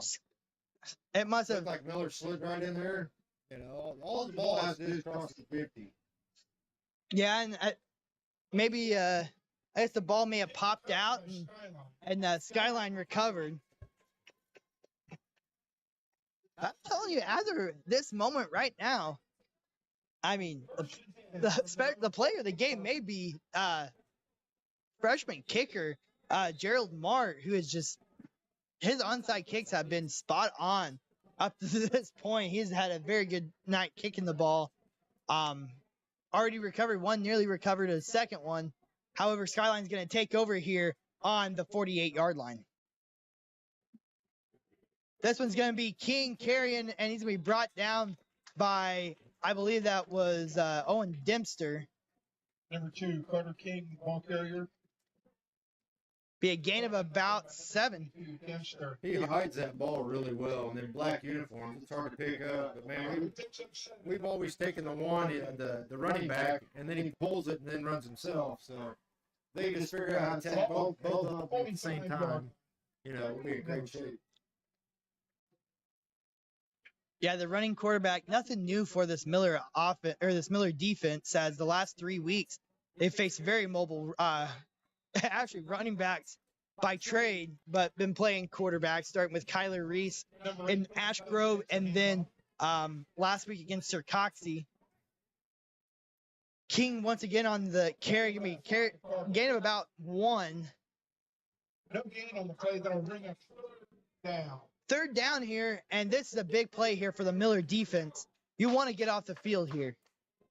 Well, the good thing about it is if they can get off the field and score again, they get the ball starting the third quarter as well. Absolutely, and that's something else to think about. 4 minutes and 40 seconds remaining here. Blitz here, and the ball thrown. What a throw. What a snag there. Number 4, Camden West, the senior on senior night. Be a gain of, about 12, 13. First down for Skyline. But more importantly, enough for a first down. And I mean, what a throw there by Carter King. He's getting tackled. He's about to be brought down in the backfield by Owen Dempster, and he delivers a strike. Great jump and throw. Carter King, 5'10", but looked like he's about 6'4" on that snag. And Quentin Butts gets the carry here. Butts takes the handoff. Tackle made on the play by And I mean, Billy, that is about as good as you can ask for with a quarterback under duress. I mean, that was a strike. Absolutely. It was a great snag. He had to go up about 2-3 foot, but he caught it, brought it back down in, and protected the ball because he knew he was getting tackled right off the bat. So, but it was enough for a play. first down. Quentin Butts with a 2-yard gain to start on the first down play. Second down and 8 here on the 31-yard line. This one back to Butts, and he's got room going up the middle. Brought down at about the 10-yard line. Gain of 21 there by Quentin Butts. tackle on play made by number. He's up to 61 yards, and he's been quiet. He's had 2 explosive runs, a 30-yard touchdown run, and then that one at 21 yards. The Skyline Tigers over 100 yards on the ground here in this first opening half.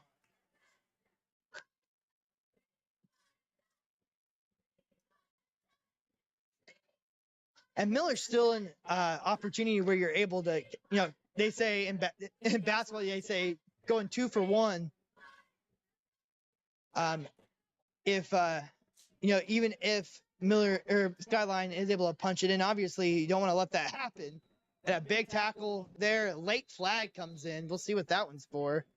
Number 2, King, the ball carrier. Comes in from the back judge, and it's gonna be a hold against Skyline.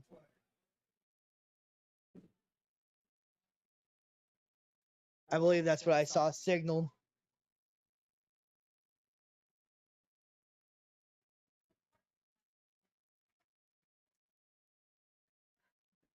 And if I call me crazy here, if I was Coach Hill, I would almost consider declining that one. King brought down in the, right at the line of scrimmage. I'd back him up. It's too close to the end zone, I mean, It's Skyline. they're 12-yard line, so I mean, if you back it up and replay it down, still gives you a better opportunity, more space. So. And we'll see. We'll see how that one plays out. That's gonna bring up a 1st and goal from the 20-yard line.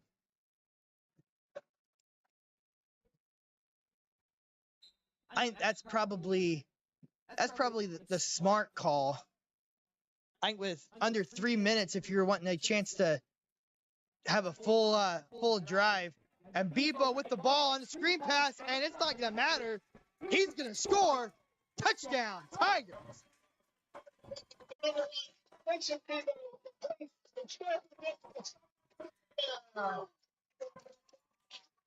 Mason Bebo, the 5'9" freshie, gets his first touchdown of the season.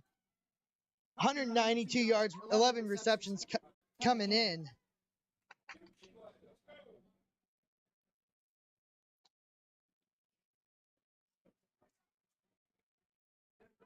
They're going to go for 2. Skyline's going for 2.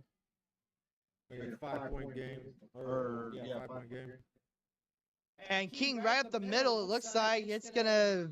No good. No good. Skyline's attempt at the 2-point conversion is never good. But Skyline's going to take the lead here late in the first half, 18-15.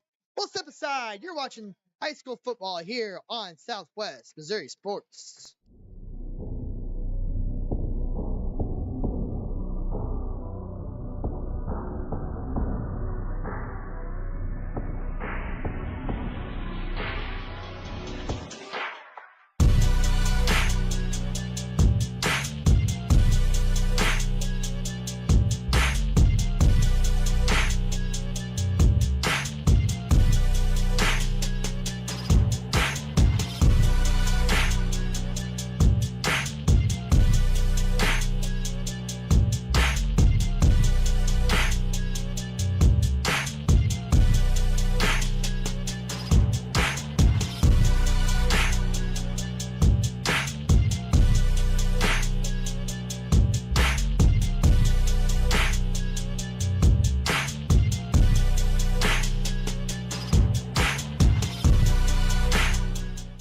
Welcome back to Skyline High School, where the Tigers have taken a 18-15 lead.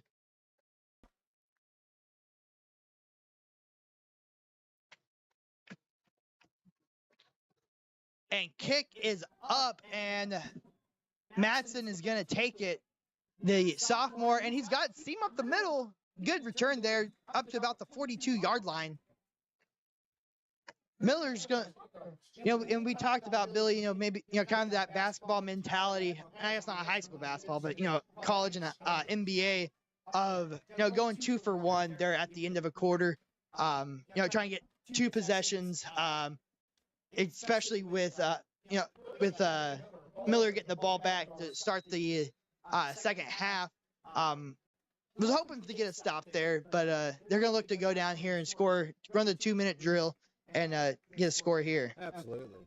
This is what they need to do. They don't need to get it all at once. Just get 10 yards at a time, run some time off the clock, and let her go. Nate Hill's going to find Owen Weeds for a gain of about 3.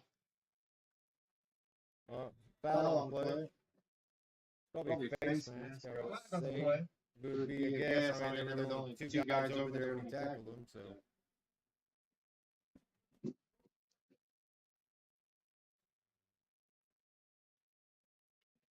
Personal foul.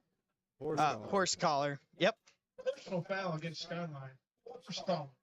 And you don't have to have it all at once, but when you're picking up 15-yard penalties, that adds up quick. But the way the game's going, though, you really don't want to leave too much time on the clock because, I mean, they're having a hard time when number 2 gets in the open, for Skyline. I mean, he's gone. Or they just had a nice screen pass 25 yards away from touchdown.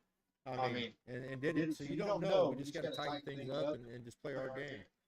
Absolutely. Miller back on the Skyline side of the field. A quick pass up the middle to Long. Long gets his first reception of the game. That's going to be a gain of about 10 and a half, maybe 11. Number 9, Nate Hill's pass to number 3, Jared Long is complete. As we are approaching 2 minutes left to play, plenty of time here at the 30-yard line. Run the ball, make sure you secure it, Absolutely. Don't pass in once in a great while. Ball at the 30. At least get this time down, under a minute before you score.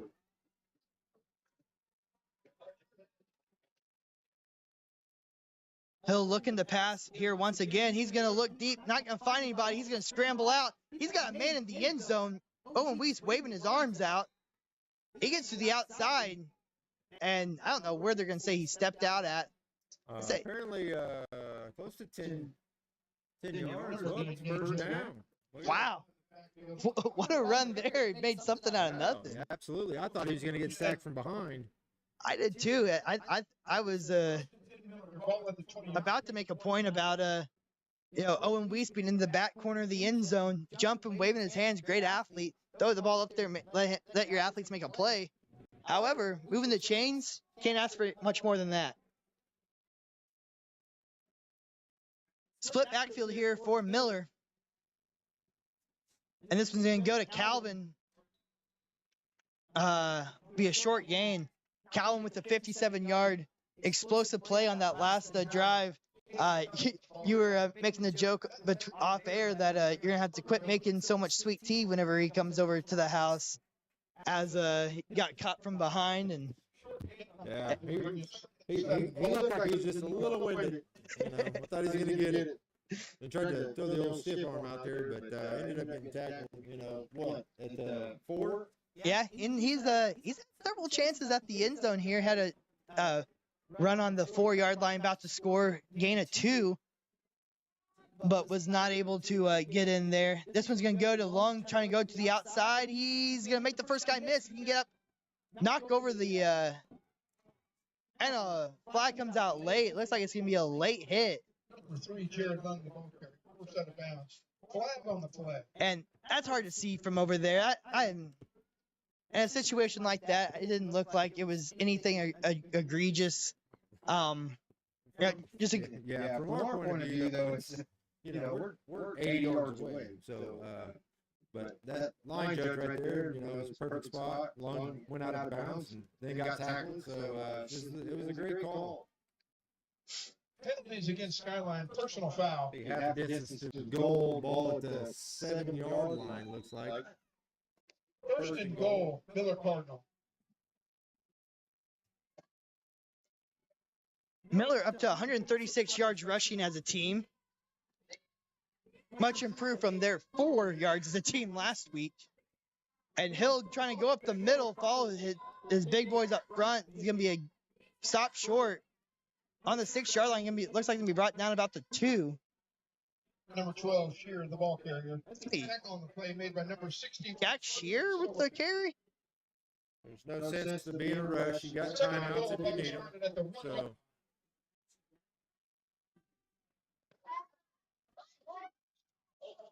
And this one is going to go back to Hill, and flag comes out, and Coach Kelly is irate. Looks like it's going to be a false start against Miller.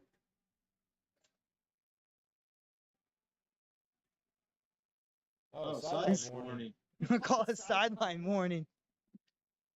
I figured it was a false start. I mean, from here, it looked like I seen false start as well.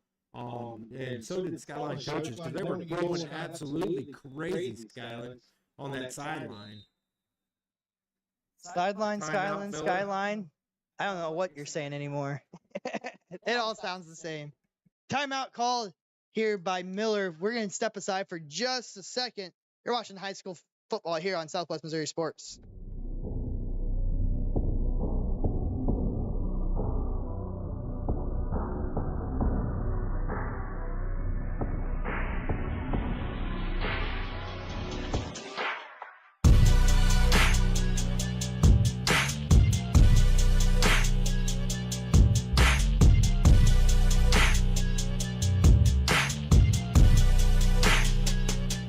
Welcome back to Miller. Let's take a look at some of the games going on around the Ozarks here.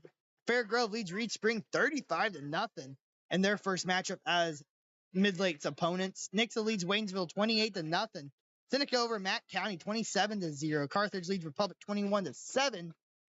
At halftime, Mount Vernon over Parkview 21-0. Stratford over Forsyth 28-14.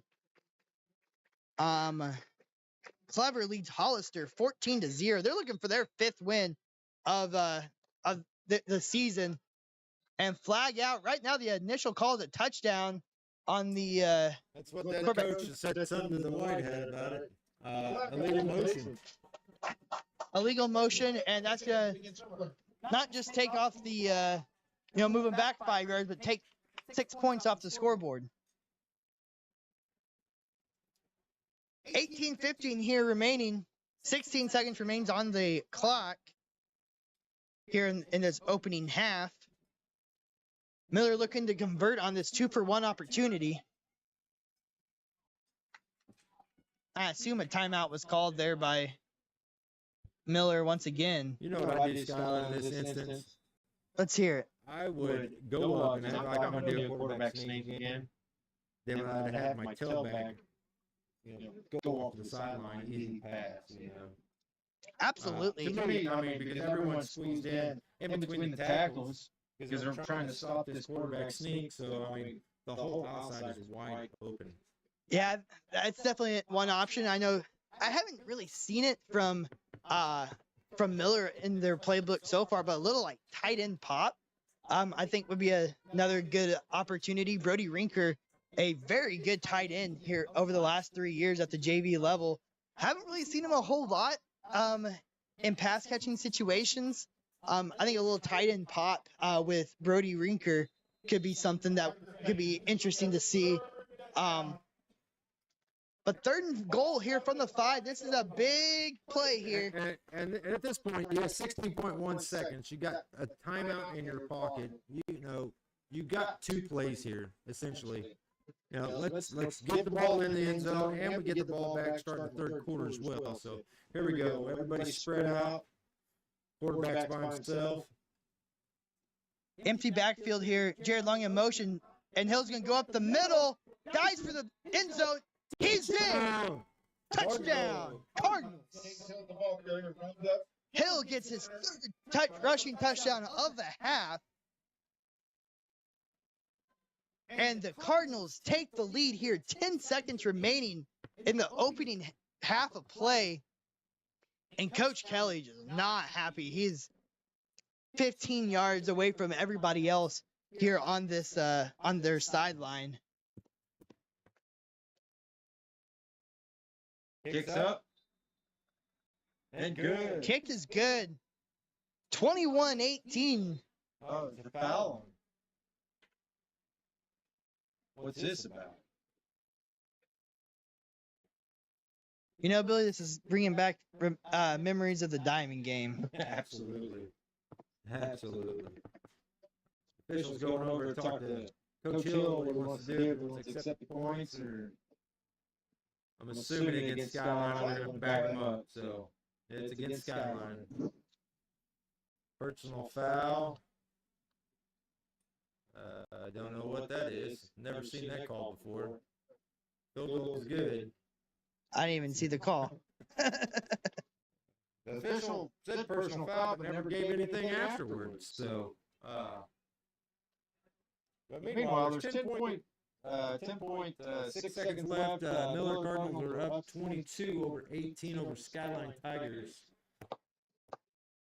Yeah, we're gonna step aside. Actually, we'll keep it right here. We'll chit chat for just a second. We'll give you our expert opinions here up to this point.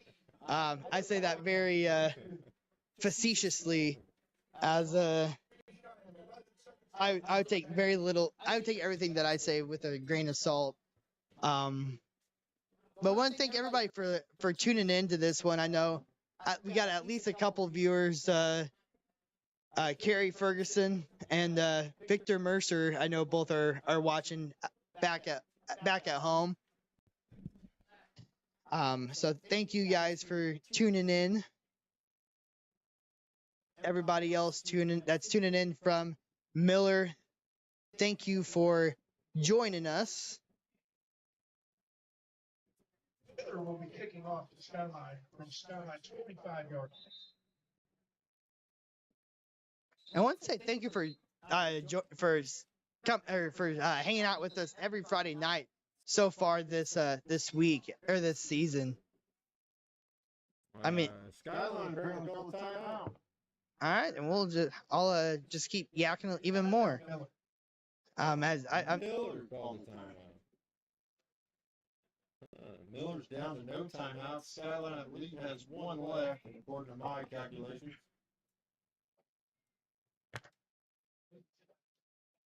But no, yeah, I want to say thank you once again for everybody that's tuned in. We have done very, very well this football season, much better than I could have ever thought about.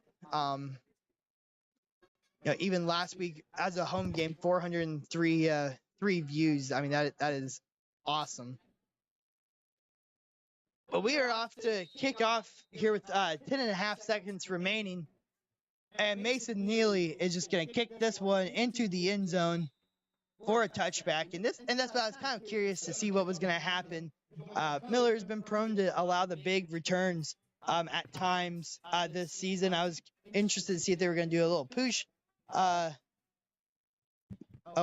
kick. But this one goes out of bounds. Also want to say thank you, Cole, for watching from outside of the state of Missouri, all the way out in Ohio. Yeah, that's 24 Kate Galvin's brother-in-law and sister. He's in the military. Thank you for your service, by the way, Cole. Absolutely. They're able to watch, for us doing this, they're able to watch their brother play football his senior year for being out of state, serving our country. So it's a great thing to see you guys doing. Appreciate you. Yeah, and definitely something that we wouldn't be able to do without our sponsors, Clever Barn and the Burger Shack. Big thank you to you guys as well for making this possible. But big run there by Carter King. It's gonna be a first down, and that one is Ania is just gonna in the opening half. 22-18 is your score here. And well, Billy, it's been quite the opening half. It's been had just about anything you can ask for. From the jump, Miller throws a wrench in the plans after Jared Long and Mason Neely primarily controlling the kicking duty up to this point this season. They decided to go with the freshman, Gerald Mart. And onside, little pooch there. Miller recovers, 5-yard touchdown run by Nate Hill. Gives the Cardinals a 7-0 lead. Early on, the Cardinals defense able to step up as Coach Brian White sneaks it back behind us. But then after that, things kind of fell apart for the Miller Cardinals. A Nate fumble, a 30-yard touchdown run by Quentin Butts brought the score within one. Another fumble on the exchange brought by the Miller Cardinals led to another touchdown by Skyline, give them a 12-7 lead, and then an interception by Nate Hill. 3 possessions in a row was ended by a turnover. However, the defense responded, punt.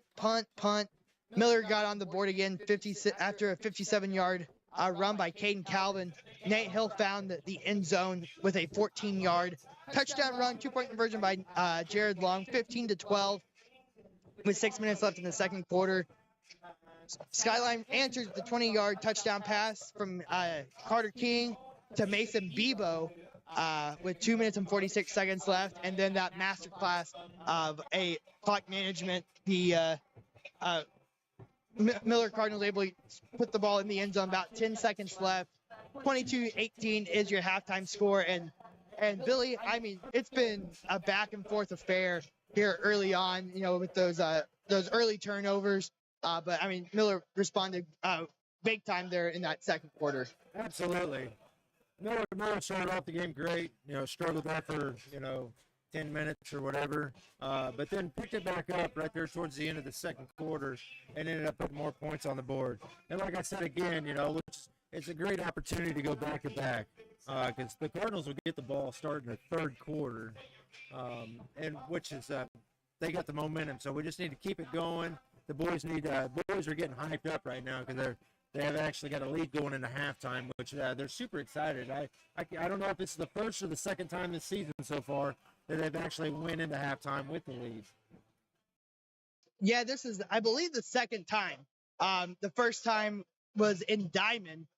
Ironically, was the other game that they won. And, after talking with Caden Calvin after the game, and he was saying, that halftime speech, I mean, they were excited. It was a long halftime with the lightning delay. We all remember it. We didn't get out there until 11 o'clock that night. Go along with, you heard me make the reference earlier. It's starting to feel like Diamond again with all the penalties. I mean, that was a marathon, not a sprint.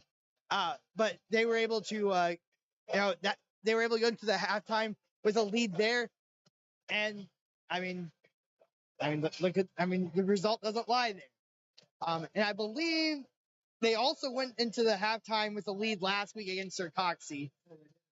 Yeah, it was a very, very small 15-13 lead, but they in fact did. And Ash Grove, I can't remember. I think they lost the lead going into halftime there. But no, this is a big opportunity, and we talked about the magnitude of this game, before in the pregame show. I mean, the impact this has on the district standings as we can take a look at the district standings here real quick.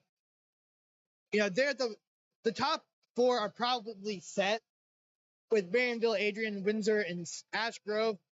Pierce City is right there as well. But then you have a big cluster: Midway, Skyline, Lincoln, Miller, and Kabul. They're all within about 6 points of each other. So a win here, you would assume, would move Miller above Skyline, and vice versa. Skyline would have the possibility to move above Midway up to that number 6 spot. So, I mean, this is a big game in terms of district seedings. Then, Miller gets a win here, holds off, and it's another opportunity next week against Pierce City. So, I mean, this is as big of a stretch I mean, it's kind of lining up perfect for the Miller Cardinals in terms of seeding moving forward. But so we're gonna go ahead and I just want to say thank you again to our sponsors. Actually, first, I want to shoot it back over to you, Billy. Just your final thoughts here. Final first half thoughts.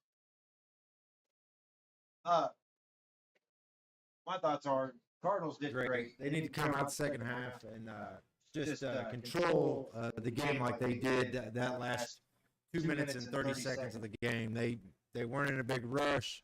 They took time off the clock. They passed. They ran. They did everything. Skyline was getting a little frustrated. Made a couple crazy penalty fouls. A couple of personal fouls. One out of bounds. Another one, face mask or something, I believe, which moved the Cardinals into scoring position. But absolutely, penalties definitely, and it's almost like a reverse of the majority of this season.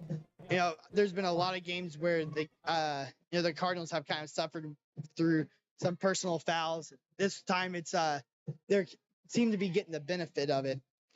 So I want to say we're about 14 minutes remaining here in this halftime period. I want to say thank you to our sponsors. Starting with the Burger Shack. The Burger Shack is a proud sponsor of the Miller Cardinals and is the taste of game day. Tyler Snyder and his crew is guaranteed to bring you the best burgers in Miller. They're located right by the high school in the shade at the football stands. Be sure to stop by for your next pregame treat. Their next home game, week 9, the regular season finale against Marionville. It's Military Appreciation Night. So be sure to stop by Tyler Snyder for a burger before coming over for Military Appreciation Night. Also want to say thank you to the Clever Barn. Be sure to check out the Clever Barn for your upcoming event of any kind. If you like old barns and rustic themes, the Clever Barn was built in the 1880s, and just wait until you see what Randy and Laura Walden have done out there. Located just a few miles south of Clever on Jasmine Road, they were recently voted the number 3 wedding venue by Southwest Missouri Magazine, and they cannot wait to host your next event. Give them a call at 417-350-2343. We're going to shoot it down to the Clever Barn, where we got to catch up with Laura Walden here before the season started. Hello, everybody. Skyline Akins with Southwest Missouri Sports here. Joined with me is Laura Walden of the Clever Barn. First off, just thank you for taking a little bit of time and talking with us. You're very welcome. Thank you.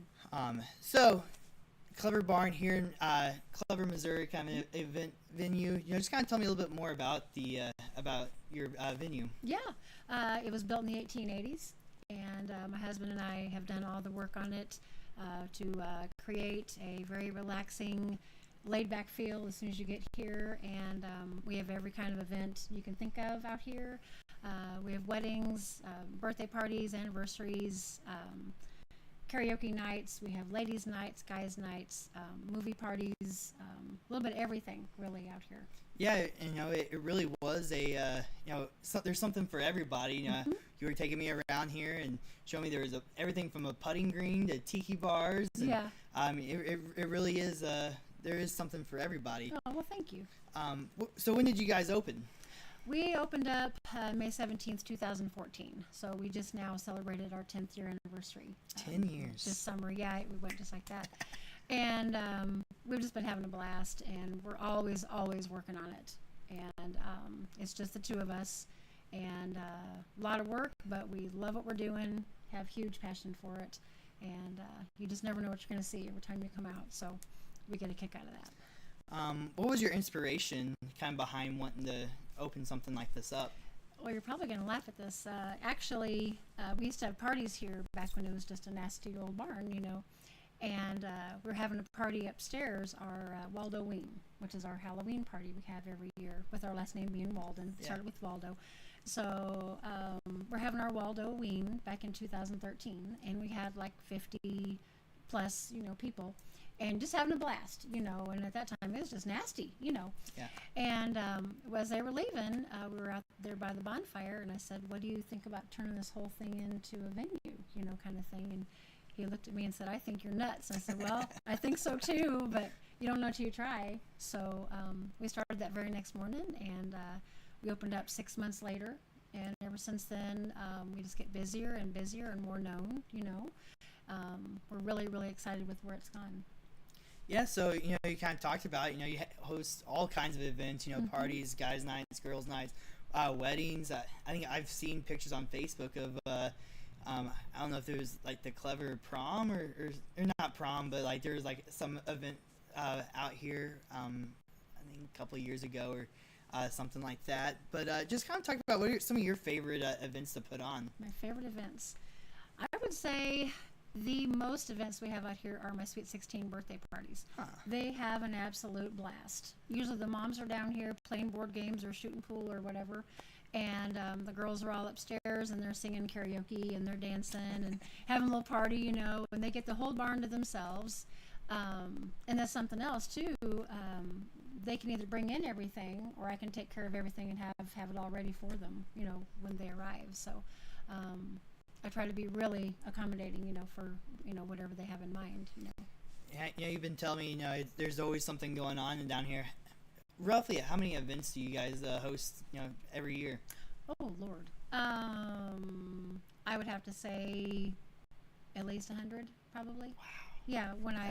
Yeah, with everything, because some weekends are double booked, sometimes I'm booked from Thursday through Sunday. It varies, and we're open all year round. So obviously, Clever Barn. Not all your business comes from Clever, but just kind of talk about the relationship that you kind of have with the community out here.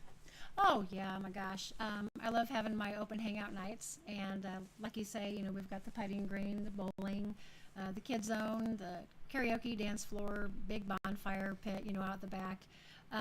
It's just we wanted it to be a laid back spot where people could come out and have a good time. And then now we got our food truck, so now we're doing that as well. And we don't charge anything, for individual things that they're going to do, Yeah. And people appreciate that because, the economy, So I still want them to have a place to come out and have a good time, but not, break the bank, Right. So. Yeah, so if someone wants to, schedule an event, whether it's a, if it's just like a group hangout or a Sweet 16 birthday party, what's the process look like?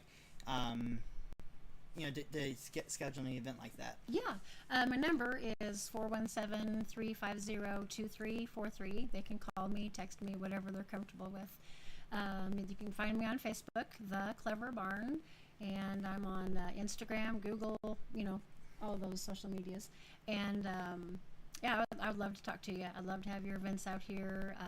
The coolest thing about having a venue is that we've made so many friends out here, and it's amazing. They're not customers; they are actual.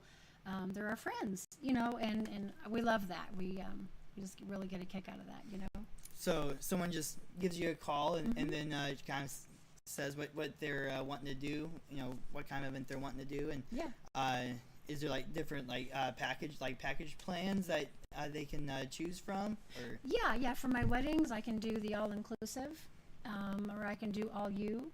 So the all-inclusive, I take care of everything for up to 50 people. That's their catering. That is, all of their paper products. That would be their officiant. That would be their fireworks send-off. What else? Everything we have, they would have access to it. I know I'm forgetting some things. I do apologize about that. But in essence, if they have something in mind, I'll make it happen for them. And if they have everything already, down what they want to do, they just bring everything in and I'll help them. I can run the bar for them, or I can take care of their food, or I can just be off to the side and be there when they need me, that kind of thing. Yeah, so having an event venue like this, I mean, I'm sure you've kind of seen a little bit of everything. I mean, just what's been a few of your favorite stories or memories that you've had hosting events? Memories out here. I'll tell you one. This is really, really cool. Talking about having relationships. You know. Okay, so I'm having my ladies' nights here one night, and I have like 5 or 6 ladies, over there at the bar with me, just chatting a little bit. And in walks a lady that I didn't know. So I walked over, shook her hand, thanked her for coming out, introduced myself.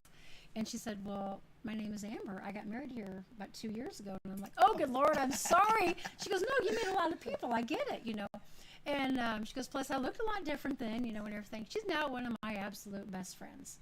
I mean, I kid you That's not. cool. I love things like that, repeat business, but it's not just repeat business. It's I'm actually a part of their life. You know what I mean? I'm part of their memories that they're making out here in this really, really cool old barn that we breathed life back into. Yeah. It was ready to come down, and like I said, my husband said I was nuts. But I said, well, you don't know, till you try. So we keep trying, and just love it. Yeah, and I think you're kind of putting a unique opportunity, have your wedding out here. I know from, my experience, that plot of land is always going to have an extremely special place in, all these people's hearts. So, Oh, yeah. so being able to kind of be being a person that kind of helps those memories being made, that's got to be a really rewarding role to play there as well. It's amazing. I meet people from all over, and it's just it's so cool. I can't say cool enough because I love what I do, and we have such huge passion for it, and we just try to keep it, authentic, because it is an old barn, and but we kept it original as we possibly could, you know what I mean? And I really feel that there's something for every age out here. Yeah. And that's kind of why we named it the Clever Barn, because we thought it was kind of clever that they could have anything out here, and we just get a big kick out of it, There's nothing like sharing memories with people. Yeah, well, I really appreciate your time. Is there just anything else that you want to leave everybody with, or? Really, I just want to thank everybody for accepting us, because we're out in the middle of nowhere, we're not in the middle of a big town with a big, marquee sign and lights and everything, we're kind of out in the boonies a little bit. I think that adds to a lot. Adds to it. It really does. People tell me all the time that this is a sweet getaway. Yeah. And at nighttime, you got to see it at nighttime sometime. Even if you just drive by when we're having an event, it's like the circus has come to town. You know what I mean? Because there's just lights everywhere, and everybody's having a great time, and it's just so fun. Well, I know you gave your contact information once. I just want to give it out one more time, just for everybody. Yeah. 417-350-2343 is my phone number. I would love to chat with you if you want to, or you can just message my business page if you want. Awesome. Thank you, Laura. You're Really appreciate welcome. you sitting down with us. Absolutely. Thank you.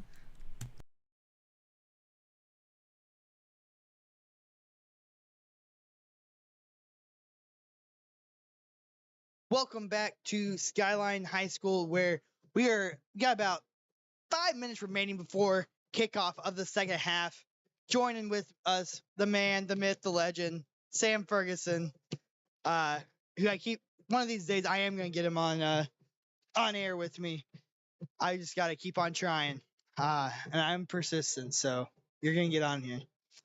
22-18 is your score. It's been a game, half just full of just completely wild momentum swings, starting with Miller coming out with the onside kick on the opening kickoff, got the ball, went down and scored, and then they turned the ball over on their next 3 drives, but they were able to score there at the very end on two of their last 3 possessions of the first half. They got a 22-18 lead going into this one.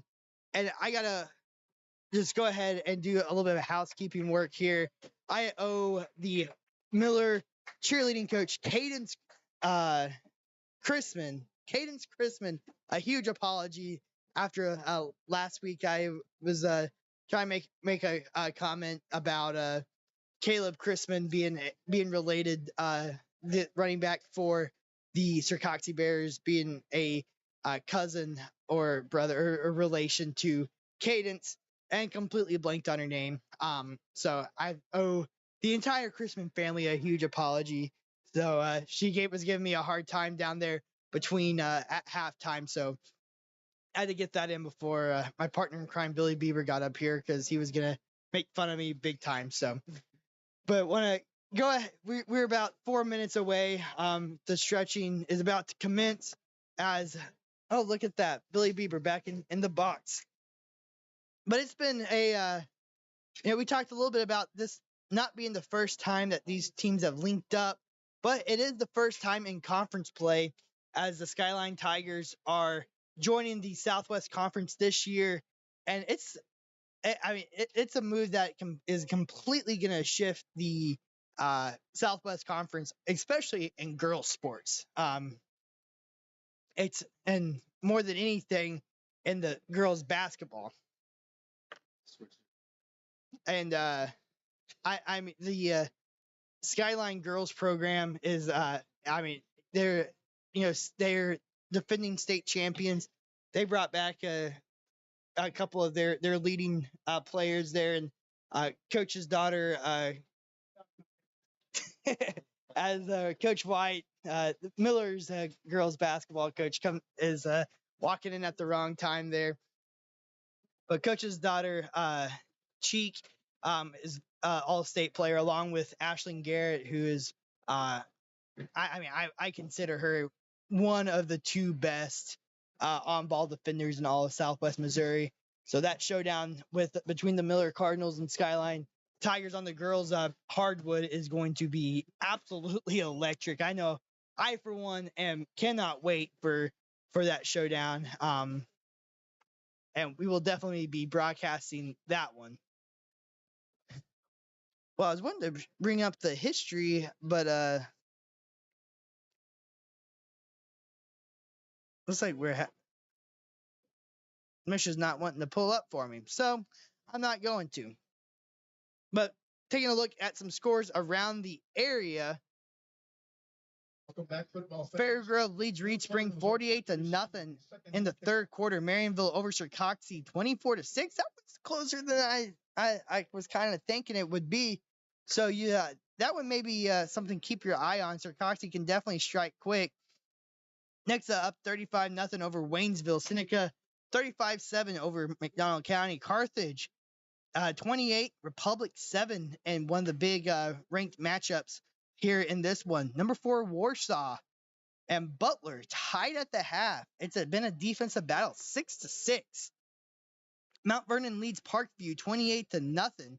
Nevada over Cassville 20-7. Branson leads Carl Junction 38-0. Ash Grove leads Central 18-6. And again, this might be a little closer than some of the experts might have thought. But oh, Billy, we got something brewing possibly. Stratford 28, Forsyth 21. The 8th ranked Stratford Indians in a dogfight there with those Forsyth Panthers. In some of our other area games, Lebanon leads Kickapoo 35-7. Webb City over Willard 21-6. Bolivar over Hillcrest 28-0 or 28-7. Lamar over Monette. This one's not a runaway either. 22-14. Lamar leads Monette.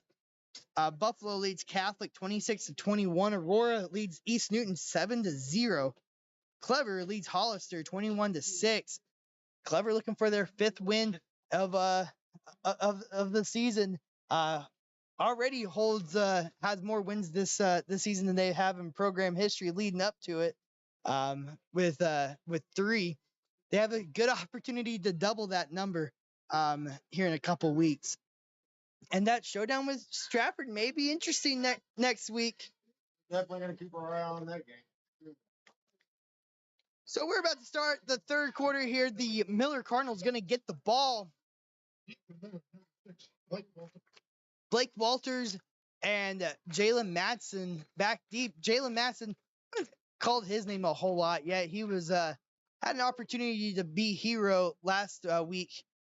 Oh, and ball's going to get past Matson there, but he's going to get back to return. He has a crease. He has some space, and he's going to make a lot out of nothing as he gets up just shy of the 40-yard line, and he's hurt, and he was kind of brought down, landed hard on his shoulder, but he pops up and he's slowed down by number 50, Walter Mitchell.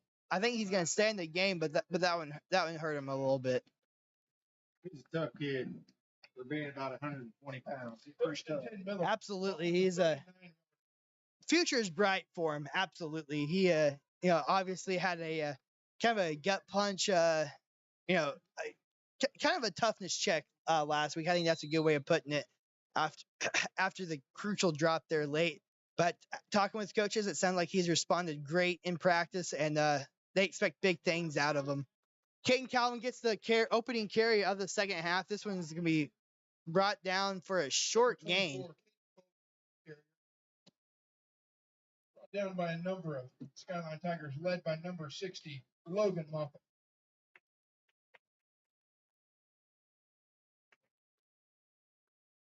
Gain of a yard will bring up 2nd and 9. Ball at the 40. 22-18 is our score here. Calvin in the backfield got trips to the right. Nate Hill looking to pass. He's going to step up. He takes off. 20, 25-yard run. Big run there by Nate Hill. That's something that he just could not get going last week. Finished with negative 10 yards rushing last week. And before you say you can't get, quarterbacks don't get negative yards for getting sacked. A lot of them weren't sacked. They were design runs that just went backwards. That was a perfect opportunity right there. Fake the run. Everybody was going to the right side. The left side was wide open for the first down and more. So, good run for 25 yards there by Nate Hill. Miller into Skyline territory, about the 36-yard line, and he's going to go again on the keeper. He's got space again up to the 15, almost to the 10-yard line. That's going to be another gain of about 18 yards. And just like that, he's approaching 100 yards himself. He's trying to run over that guy right there. He lowered his head and he went right at him. And that is one thing that I think kind of goes unsaid about Nate Hill. He is a very strong runner. He'll we talked a little bit earlier. He likes to do the juke and I forgot what else you said. The juke and jive and dive but he's also ready to lower his shoulder and run right through you. Split backfield here. Jared Long and Caden Calvin. This one's going to go to Long up the middle. And he breaks a tackle and into the end zone. Touchdown, Cardinals. Jared Long takes the handoff from number 9. 16-yard touchdown run there by Jared Long. And we talked. I told you before. I talked a lot with the Miller coaching staff. You heard it in the pregame talk with Coach Hill. We talked a lot about Jared Long and getting him touches and an opportunity. And the Cardinals are going to go for 2 here. And Hill is... I thought Hill was down. But he's going to find number 11, Kendall McWhirter. Miller's 2-point attempt is good. For 2 points. Your score, Skyline Tigers 18, Miller Cardinals 30. Flag on the play. And a flag. And it looked like Owen Dempster got tied up with number 8, Quentin Butts here on the near side.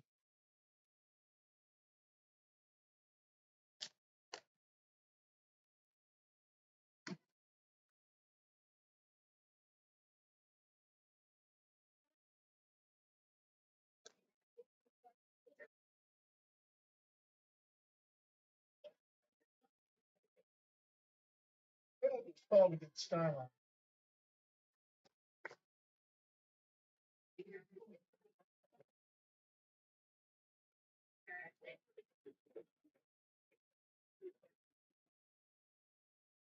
The penalty on Skyline, I don't know what it is for sure. So, I think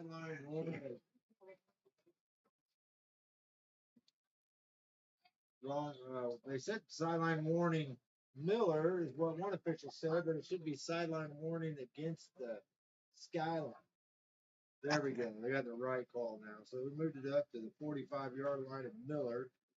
However, I think after your second, because they already got one sideline warning, I believe that one will turn it into a unsportsmanlike. 5 yards.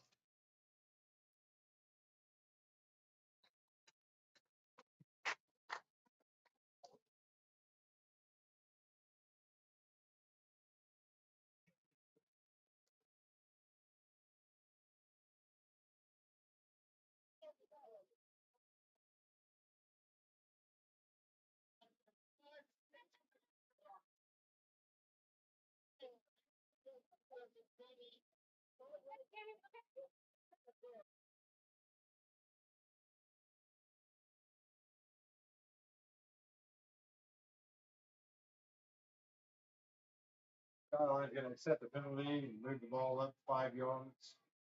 It'll be first down and 5.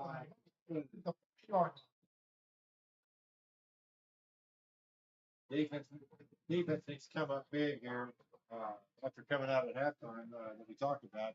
Double dip and they'll get exactly that, Skyline.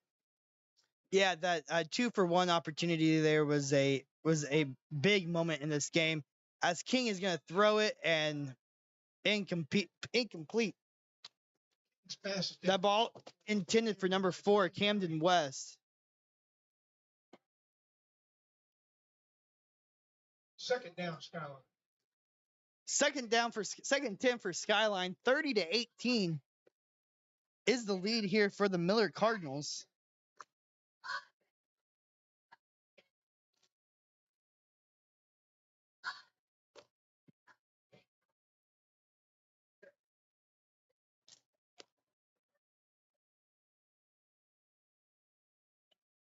And that was, and I mean, that Miller drive, I mean, that. We're going to have to call a timeout.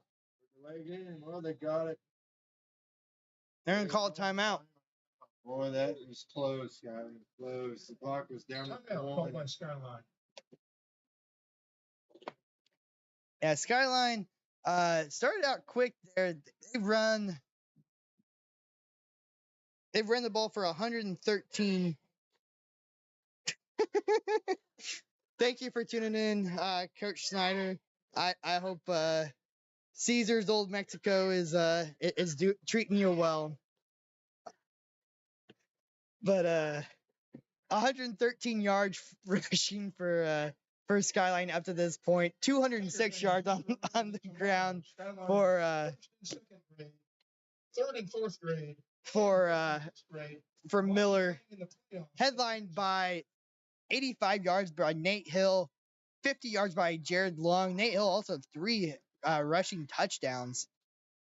However, 2 fumbles has also plagued Hill there. And 71 yards for Caden Calvin, 40 yards through the air for Hill. And, that's the one thing we haven't really hit on. This Skyline defense has really played Hill, the pass game, very tight. Something that we haven't seen here in a couple weeks. I mean, this pass game has been shut down. And this one's going to go to Quentin Butts up the middle. He's going to be brought down for a gain of about 8. Number 8, Quentin Butts takes the handoff. Butts up to 69 yards and a touchdown. Carter King, 57 yards and a touchdown. Butts picks up 9 on the carry. Resulting 3rd and 1. 3rd and 1 here for the Skyline Tigers. I would assume it's probably getting close to 4-down territory.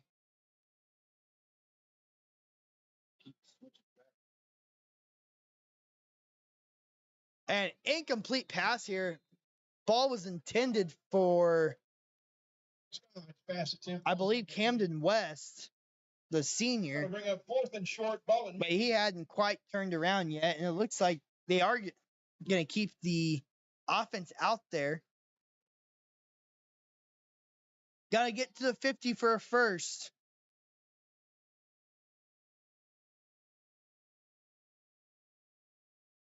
Make sure you get your outside linebackers on the outside. Absolutely. This one going a keeper up the middle by King, and he's going to have it and more. Up to the 45-yard line. First down, Skyline. Number 2, Carter King takes the ball across the midfield. A good call there. I think Miller was expecting something to the outside, but kind of like what you were saying. And then a little read option play. King just kept it, went right up the middle, and was able to gain the first down. 1st and 10 from the 45-yard line. King is going to roll out and saw some traffic again.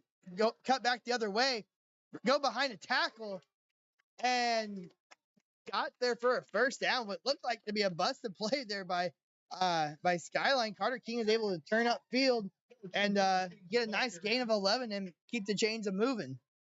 Rushes for another Skyline first down. Tackle on the play made by number 84, Rinker. Brody Rinker in there on the tackle for the Miller Cardinals.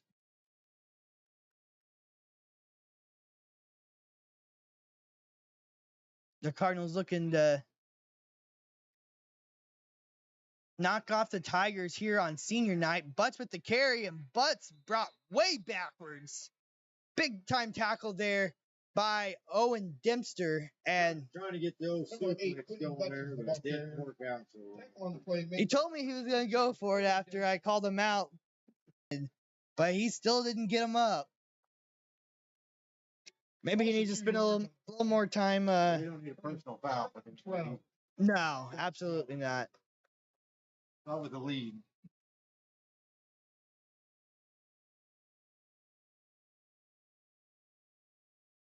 Maybe score another touchdown first.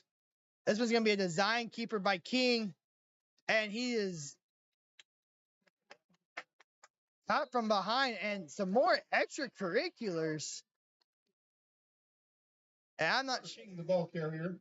There's a flag on the I saw Charlie Langston there for the tackle. I didn't see what happened afterwards.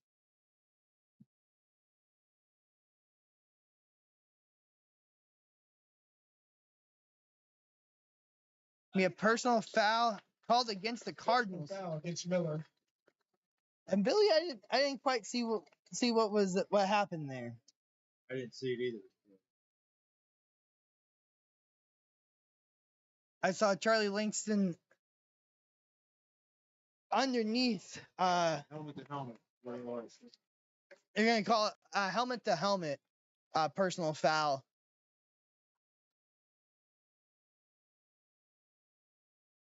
But it's another good run there by Carter King. Spotted at the 14-yard. And Carter King, just a sophomore, he's a baller. I've been very impressed with him. He puts his head down and runs hard as well. 1st and 10 from the 14-yard line. Miller defense needing to get off the field here. And King right back at it, and another big hit there. That time it was Blake Walters coming in on the spin move. Number 2, King, the ball carrier. But another strong run there. The sophomore's getting beat up, but just keeps getting up. I can admire that. Timeout gonna be called here by Skyline. That was a gain of 4 by Carter King. King with 86 yards rushing. We're gonna step aside. We are about 7 minutes and 23 seconds remaining here in this third quarter. Skyline's already used 2 timeouts. Let's see if that comes back on them. We're watching high school football here on Southwest Missouri Sports.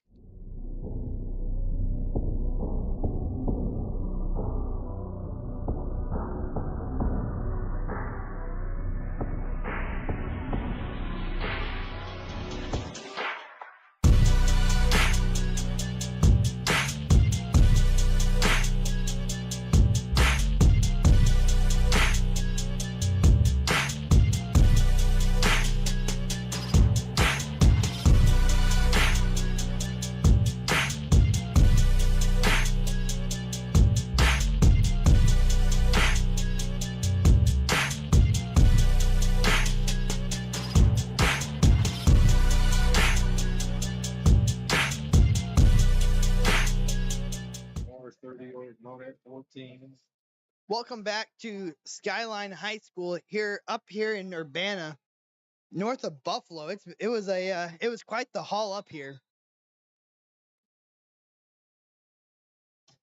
Carter King with the ball. He's gonna throw it, and ball intended for Bebo, but Bebo had not turned around, looked for the ball. He's running a slant, and ball falls incomplete.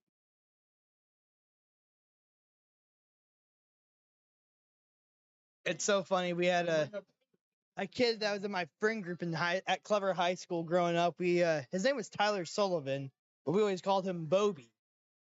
And it was kind of making fun of him because when he was little, he had a lisp and couldn't pronounce Barbie, so we called him Bobby up to this day. So then Bebo has really made me think of him. Another incomplete pass. That's gonna bring up a 4th and 7 from the 11-yard line. Got to be cautious on this quarterback sneak here. I don't know if he will. He kind of got injured there about 3 plays earlier, right before Coach had timeout. Yeah, he took a couple big hits there on back-to-back plays, and I was saying off the air, I mean, this kid is tough as nails. I mean, as a sophomore, I mean, he's getting hit almost every play, getting right back up. He's been impressive. King looking to throw, and ball incomplete, intended for Kenton Owen, the freshman, but the Miller defense gets the stop that they needed. Ball's incomplete. Baylor Clayton. Stuck his hand in there and knocked the ball away. Great defensive stand. What a play there by Clayton. Another freshman contributing here on the defensive side of the ball. Miller takes over from their own 11-yard line. They got a long way to go. But a touchdown here would be huge for the Cardinals.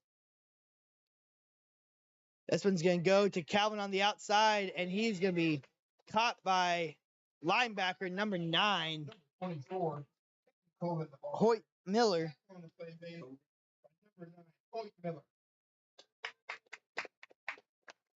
Be a gain of 0. That sweet he caught up to him once again. At the 10-yard. Caden Colvin.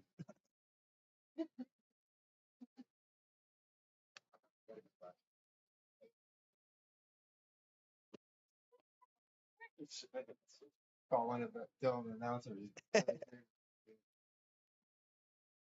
This one going to be a keeper by Hill. Hill's got a play, and the flag is thrown. I think this is going to be a hold on one of the Neelys. I didn't see which one. I think it was Connor. But Kenton Owen injured on the tackle. Oh, no, that's number 4, rather. Camden West. I think this one's going to be coming back half distance to the goal after a hold by Connor Neely. And Connor and the Neely brothers, just sophomores, and extremely raw in their football. But man, I'm telling you, the sky is the absolute limit for them. They are some big, mean offensive and defensive linemen. So when you're playing someone that young, that raw, you're gonna see a lot of development, but you're gonna see a lot of penalties. And a big run here by Blake Walter. That's gonna be enough for a first down. Nate Hill's pass is complete. Gain of 15 there for Walters on his 4th reception. Down Miller. 41 yards for Blake Walters.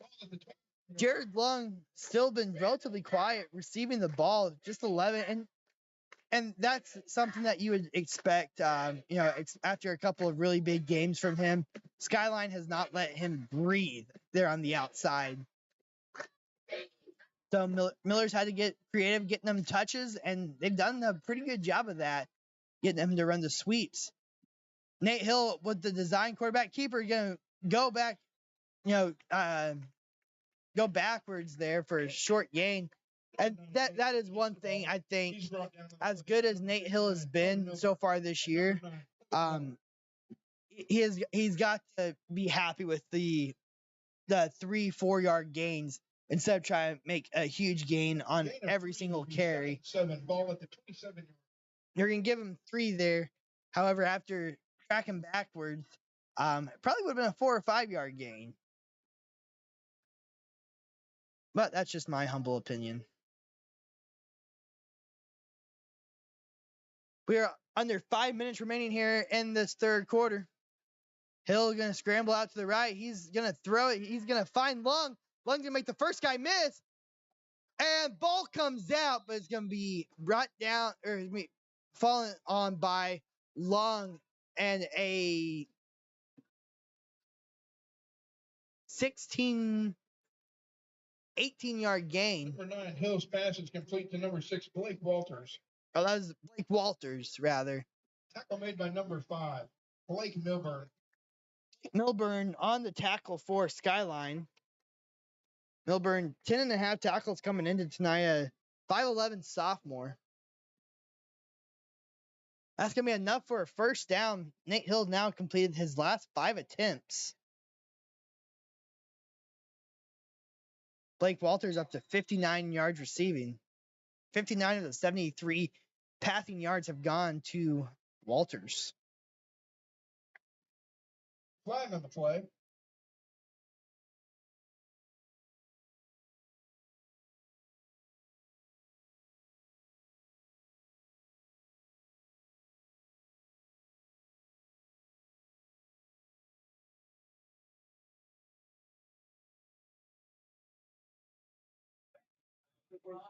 Flag is being waved off.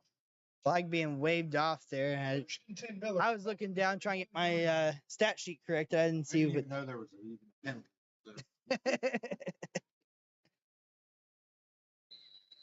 So we are crossing the 9 o'clock hour. Long drive back for the Miller Cardinals. A big carry here by Caden Calvin goes up across the 50-yard line. Nice 6-yard run there. Number 24. Absolutely. That's what, when this offense is clicking, that's what you're getting out of Calvin. You don't expect him to break very many 50-yarders like he did earlier, but if he's getting 6-7 yards of carry, that's when you know this offense is humming.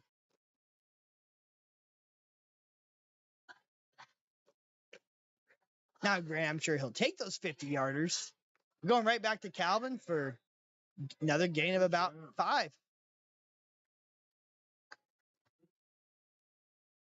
And moving the chains, that's the important part. Tackle on the play by number 9, Miller. By Caden Colvin. Miller picks up the. I've already got phone calls and text messages At the about 44-yard. getting on to the announcer about some of these last names for the Cardinals.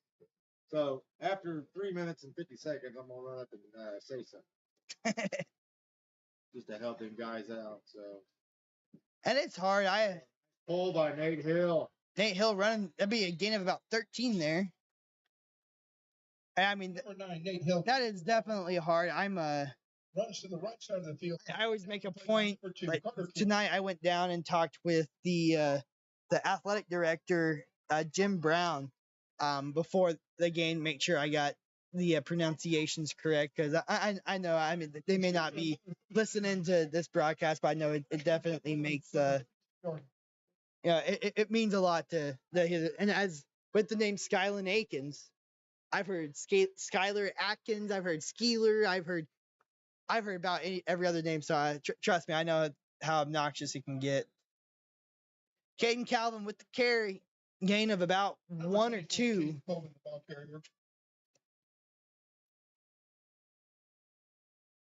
Brought down near the line of scrimmage. Nate Hill with that last run goes over the century mark. 101 yards. Caden Calvin, 84. Second yard. Second and long. 30-18. We're under 3 minutes here in Urbana. Nate Hill looking to pass, and he is brought down. Big time sack. Number 9, Nate Hill drops back to pass. Set in the backfield by number 61, Carson Sullivan. Carson Sullivan in there on the tackle. 6'2" freshman. I will say the Skyline team, Bring up a big for being as young as they are, they get a little bit of size along the front. Carter Milburn, 6'4" senior, 185 pounds. Carson Sullivan, a freshman, 6'2", 190 pounds. Logan Maupin, 5'9" sophomore, 185. And Jaden Maupin, the big boy, the all-conference, 6'1", 215. Hill looking to pass again. He's going to escape. Has to find somebody, and he does. He finds Owen Weiss. And incomplete. They say he bobbled it. Oh boy, that was Roughing the passer. Number 4, Owen Weiss. And I didn't even 15-yard penalty. Skyline. Roughing the passer against Skyline. Automatic. I didn't even see that flag come in late.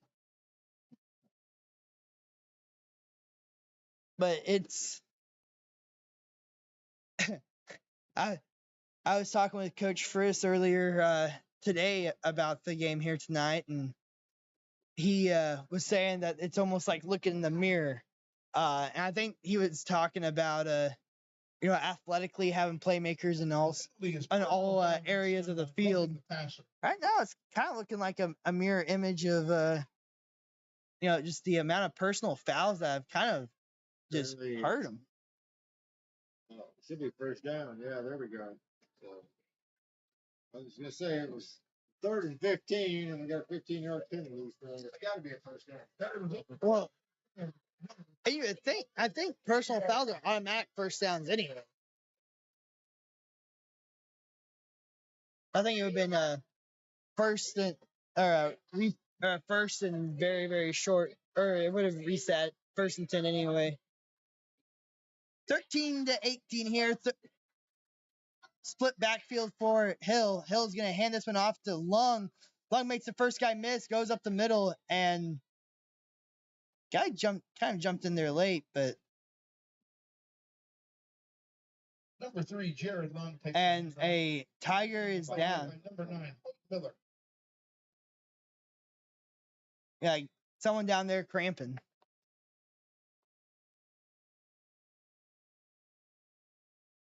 Good gain of 5 there. And Billy, the Cardinals have done exactly what we had talked about. They they scored there at the end of the second quarter. They got the ball back, scored on their first possession, got the turnover on downs there on their own. They started this drive backed up at their own, I believe, 11-yard line. And now they haven't had to get that big play, but have really put a good drive together here. And this one's going to be a little out route to Lung. Lung's going to make the first guy miss. He's cut back up. And that's going to be jig and jag. A late flag. Number 3, Jared Lung. Brought down to the play by number 72. Well, there was only one Cardinal there, and it was Lung. This was all Skyline, so I'm guessing this is against the Skyline. Did you see how long where they marked him down at? How long of a gain that was?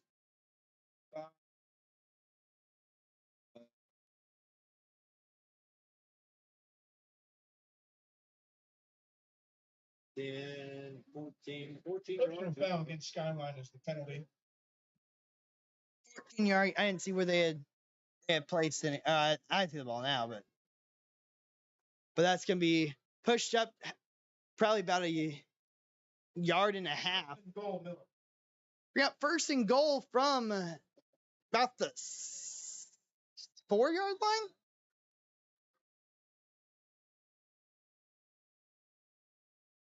And this one going to Calvin up the middle. He dives. Touchdown, Cardinals. Number 24, Caden Colvin takes the handoff. Caden Calvin For touchdown. finally finds pay dirt. He had a couple of close calls so far in this one. He finally gets in with a 4-yard touchdown run there, and just another good strong finish.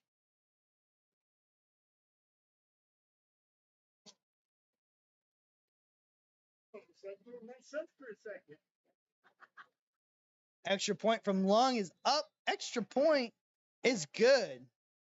Is he perfect tonight? He is. I didn't want to say anything. Extra point attempt by Miller is good. Your score, Skyline Tigers 18, Miller Cardinals 37. Big time response here by Miller after kind of a shaky start. But we're gonna step aside here. We got about a minute left. We're gonna step aside. You're watching high school football here on Southwest Missouri Sports. Thank you.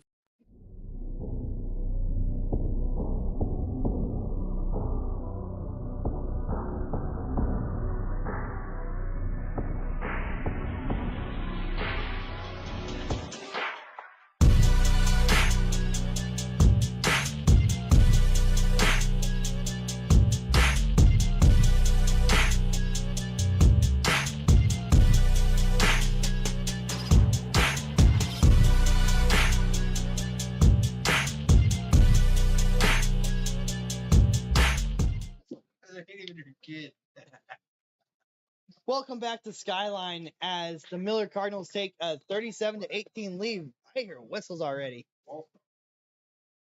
Flag on the flag. And we are starting to approach diamond territory with all these penalties here.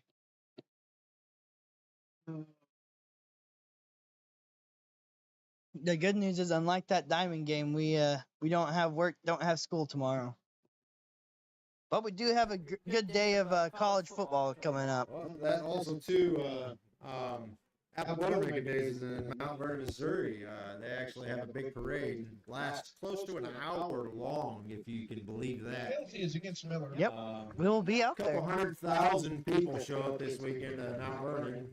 You know, what is that, 10 miles or 6 miles just south of Miller. Great turnout, great crafts, everything like that. Something to do this weekend. If nobody has anything to do, just go to the Apple Buttermaking Days. Absolutely, yeah. That's it's OU Texas Day, so it's a national holiday in my family. And Yeah, I'm going to your house, and I'm going for Texas, buddy. get out of here. I was born in Texas, so I gotta go for Texas. I'm sorry, I'll pray for you. But no, I think me and the wife and our daughter Raven will be going to the parade in the morning and then heading up to Stockton to watch it with my parents. And big return here by Bebo across the 50-yard line. He breaks the tackle. He brought down by the head. That's me 15 more yards. Brought down by the freshman kicker, Gerald Mart. Miller, there's a flag on the flag. Big return there by Mason Bebo. And just when Skyline needed a spark of energy the most, they got it in Bebo.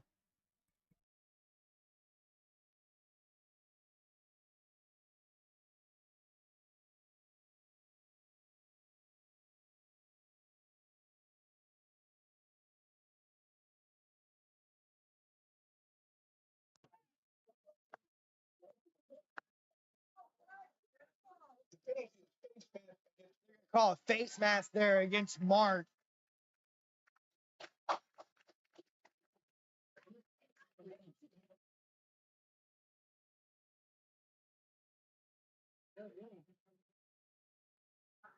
That'll bring up 1st and 10 Skyline. At the middle. Gerald Mart had a fantastic year last season with the junior high team.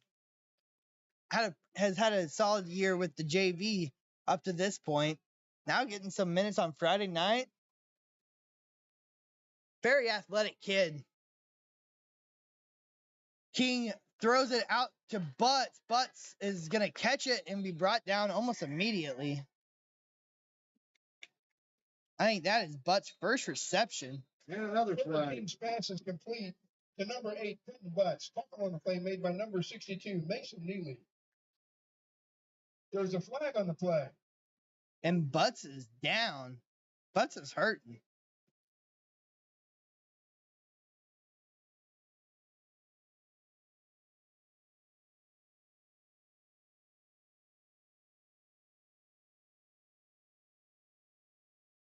Do what? Oh, foul against Miller. Personal foul called against Miller. And Butts putting on, I think he was not hurt. He was lost a shoe in the process. Personal foul there against Neely. In Skyline, the ball will be spotted. And that's going to bring up. And you know, Billy, it's kind. I feel like it's I've never seen this before. The official has called both coaches to the middle of the field, having a little conversation about pretty much all the personal fouls that's going on. I bet you'll post up to 20 dirty laundry on the field tonight. It is absolutely Crazy. It's a good ball game, but a couple of attitudes, I would say, or people are getting upset about certain things, and they just need to get it under control. So both ways. And I'm telling you, I think my favorite part of this game has been watching the hand gestures from this white hat here. He is animated with his hands, and they're gonna have a huddle up, sing "Kumbaya" real quick. Now Coach Hill's talking to his guys too.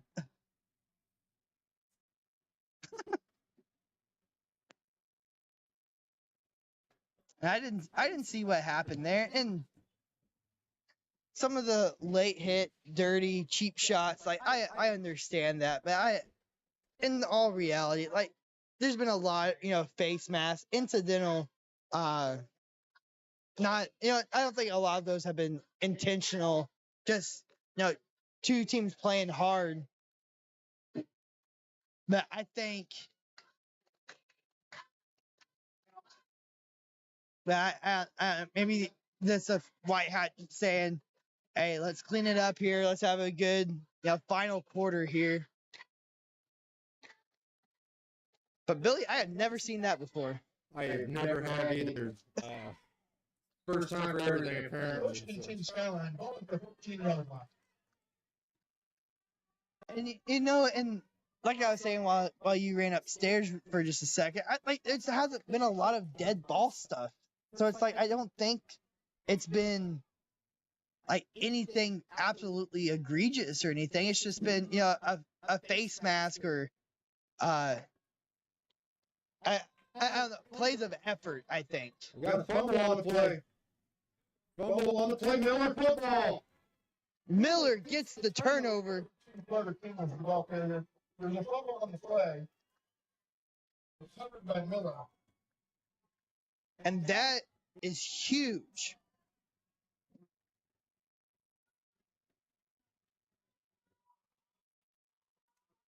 This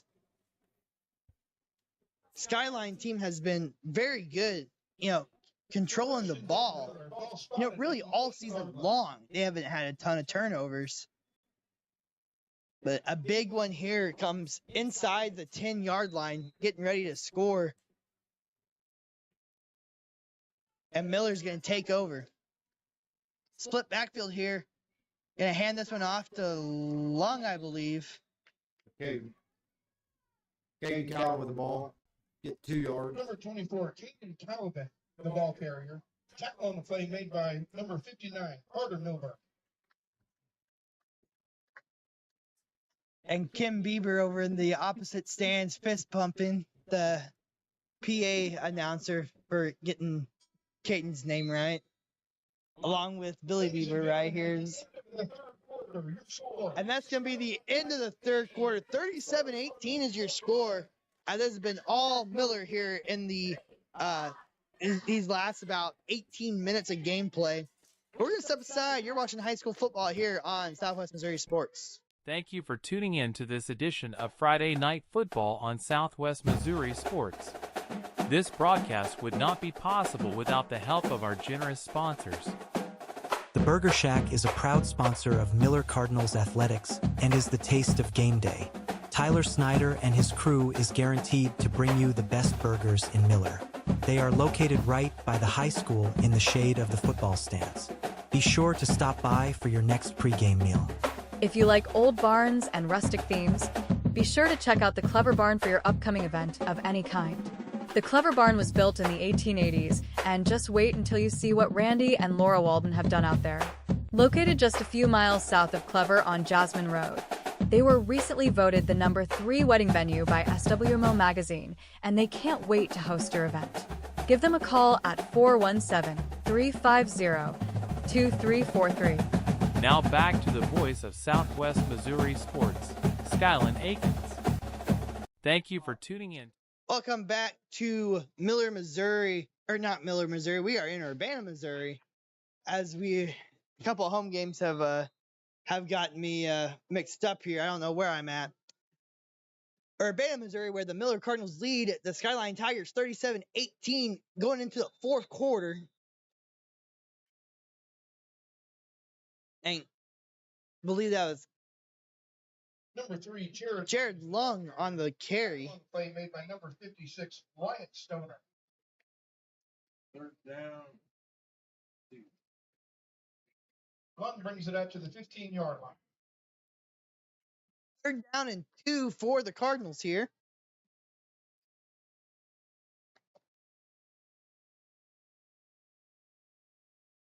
Split backfield, Lung and Calvin. This one's going to go back to Lung and pushes the pile forward. I think he's going to have enough. Yes, they are going to gain of about 4. Lung up to 62 yards on the ground. I'm telling you, this could be very interesting moving forward if you're able to have it. Caden Calvin and Jared Lung, control the carries in the backfield. Lung's been very effective up to this point. He sure has. I mean, surprising both of us being in the backfield. Something new for Coach Hill this week. This one can go back to Lung going to the outside where he broke off a big one early in this game. And this one, he's got stopped short. He nearly broke that one as well. He had kind of got wrapped around the neck area and was just kind of stopped there. I think he got 2 on that.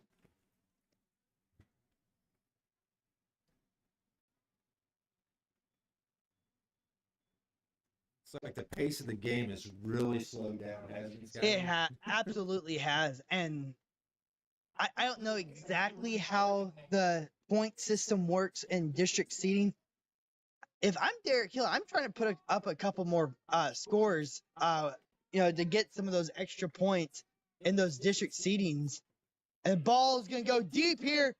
Jalen Madsen, and incomplete. It was a good ball by Nate Hill. A little underthrown, I think. If he had let him a little bit more, that was a 6 all the way. Absolutely, and I would love to see Madsen get a big opportunity, a big play here. Just after last week and how that one ended. I always like to cheer for the bounce back stories, and that would definitely be a huge bounce back. Right here, I watch Walters here in the slot with and it'd be a screen pass there to Calvin. I think it'll be short. There's still a little pushing and shoving going on there. Number 5, Blake Milburn. And number 12, Jack Shear. 4th down. 4th and short here. Miller going to go for it. And now I think they're just trying to draw him off.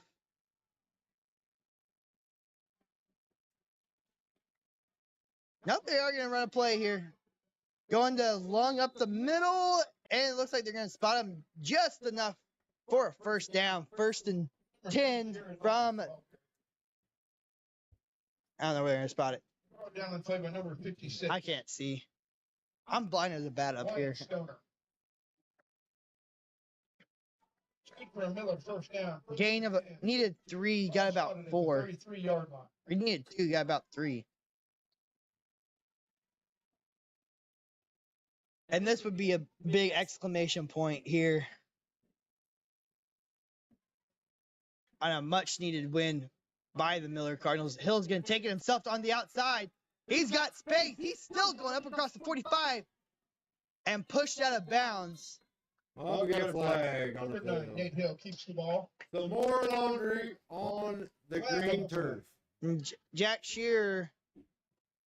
And it looks like Miller's starting to walk backwards. So I thought it was actually a pretty good blocking out there on the wide receiver on his part.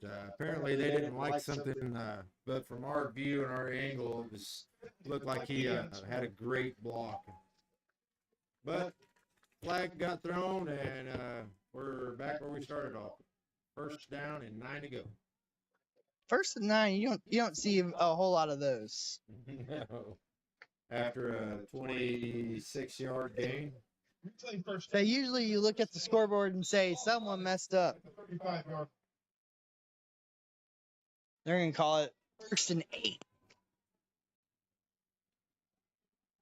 And a big story, I think, of this that's kind of been overlooked. Number 12, Shea Cobb, getting kicked out of this game here in the first quarter. Pass incomplete there. Pass intended for Jared Long, just out of his reach. Shea Cobb has leads the team in sacks up to this point this season. Junior, or actually, I have him listed as a junior. I think he's a senior. 8 yards to go. Yeah, he's a senior tight end and linebacker.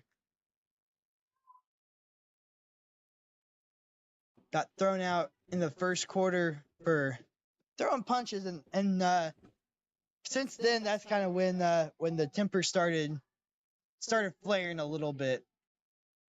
Split backfield here, 2nd and 8, and run up the middle by Calvin. He's going to gain 3 or 4 yards. I gain at 3, which would bring up a 3rd and 5. Caden Calvin. He's brought down on the play by number 9, Nate Miller. They give him 4. He's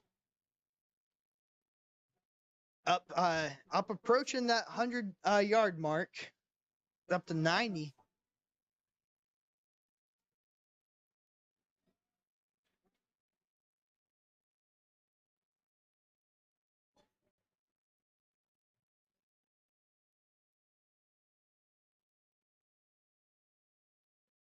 Hill hands off to Calvin. Calvin, big hole here. He's going. He's got space. He's brought down at the 35. Well, that puts him over 100 now.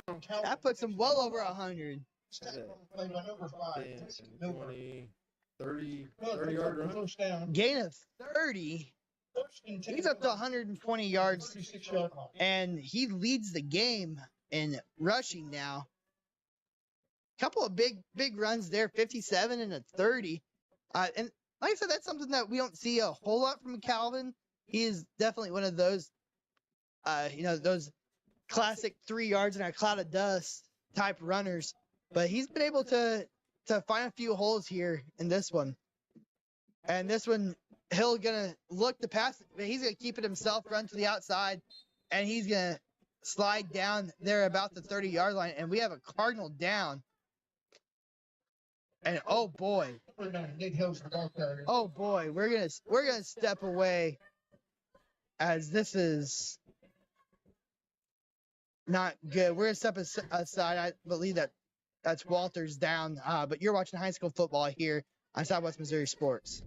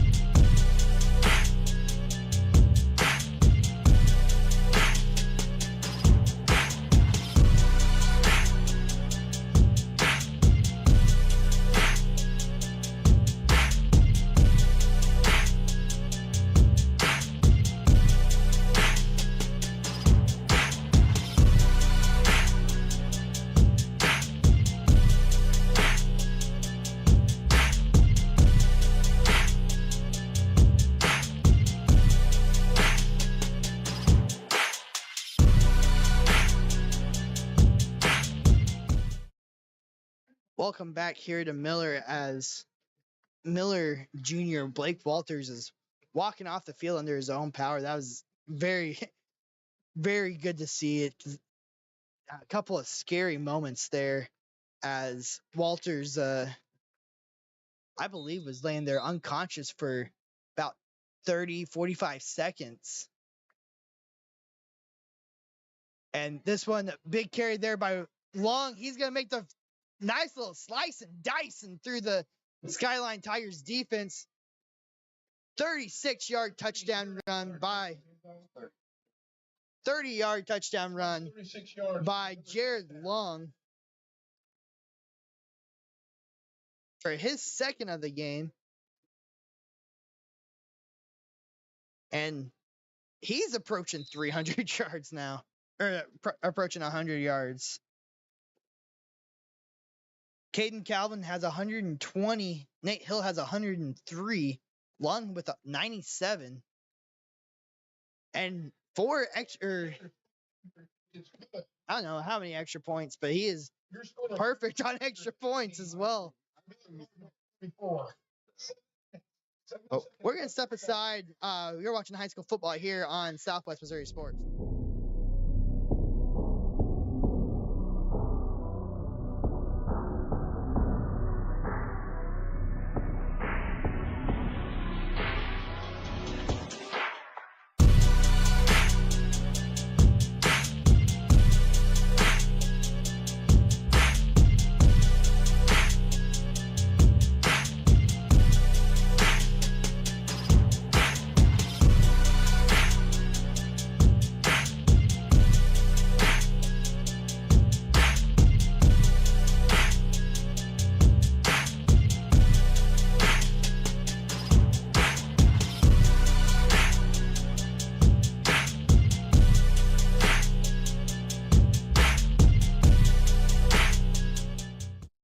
Welcome back to Skyline High School, where the Miller Cardinals are going to do an onside kick there at the 50.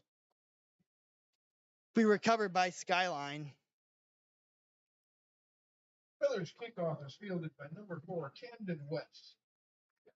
Big day from the Miller rushing attack, and I'm telling you, it was something that I talked with Coach Friss about today. I mean, the rushing attack had 4 total yards a week ago. 4 between 3 ball carriers. And Nate Hill finished with -10 with a 6-yard touchdown run. So it was a tough week last week in Circoxia. They have definitely opened up a can here in this one. Ooh, nice tackle. Who was that? Calvin on the TFL. Clinton Butts takes the handoff. Spike on Quentin Butts. Baylor Clinton. Oh, Baylor Clinton on the No, it's 34. 34. Colton Brown. Nice tackle in the backfield by Colton. No gain on the play. We bring up 2nd and 10. Bring it back to the Skyline side of the 50. Just barely. Pass play. Looking to throw. He's going to find his man. He's going to be brought down there by 11, Kendall McWhirter. The junior getting some run here in this one. King's pass complete to Owen. First down. Spotted at the 39-yard line.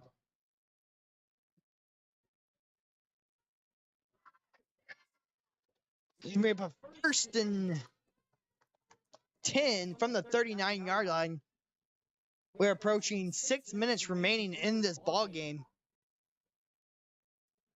And ball comes out. Ball is popped out there on the hip by Caden Calvin. And ball is recovered Dude, by he took his helmet right in that pocket where the ball was, and it came out on that hard hit. What a play by Caden Calvin. Who recovered that? Did you see? Marcy?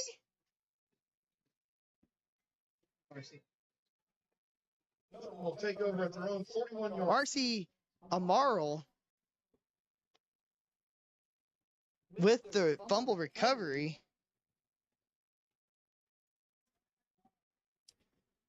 First down and 10 at the 41-yard line of Miller.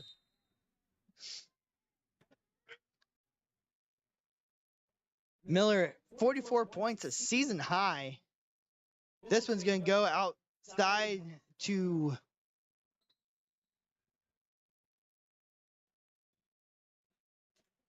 Number 15, Jalen Madsen. Jalen Madsen on the carry. Tackle on the play made by number 61, Carson Sullivan. Be second And and number 2, 8 Carter King. from the 43-yard line. Gain of 2, second and 8. 5:25 left to go in the fourth quarter. Miller's taking the time, running off spot. Apparently, they're calling timeout in the situation. And it looks like the reserves are coming in. And it's going to be a whole line change here for the Miller Cardinals. We had a man down. Big 72, Jarrett Rinker. Miller Cardinals JV comes in here with about 5 minutes left, and this is their first opportunity to play here in the so far this season. Absolutely. It's good to see Coach Hill bring these younger kids in, get them some varsity experience as well.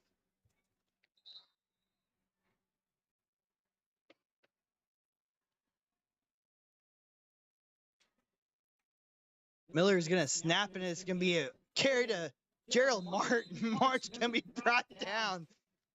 A big loss there. Baylor Clayton in at quarterback, freshman.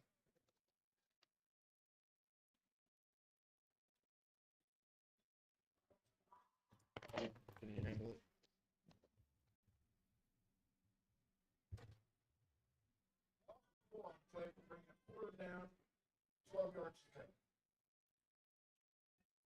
Let's go Nate this week.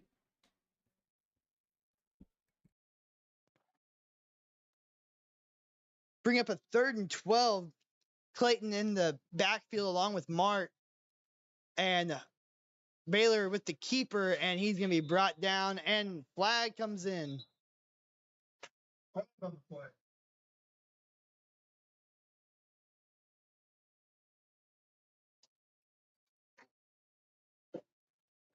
Don't go anywhere after this game. We're going to talk with Coach Hill and quarterback Nate Hill following the big win here tonight.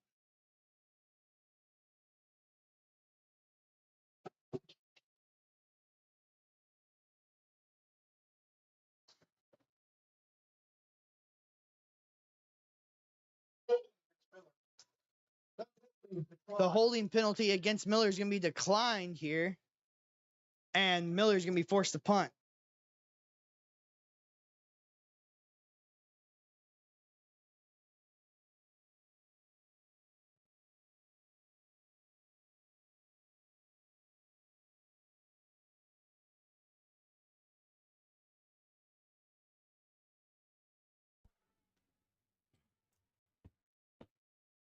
Punt up by Weiss and, roll around there by Bebo, and you're going to be downed at the 26-yard line.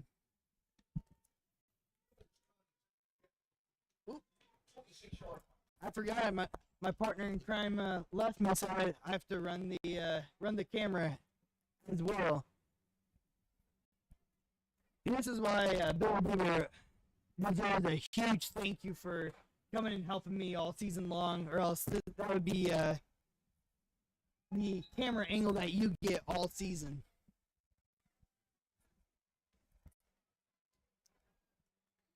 He's going to scramble out to the left side, and he is going to be brought down. Big tackle there by Quentin Pierce, I believe. No, 52. Marcy.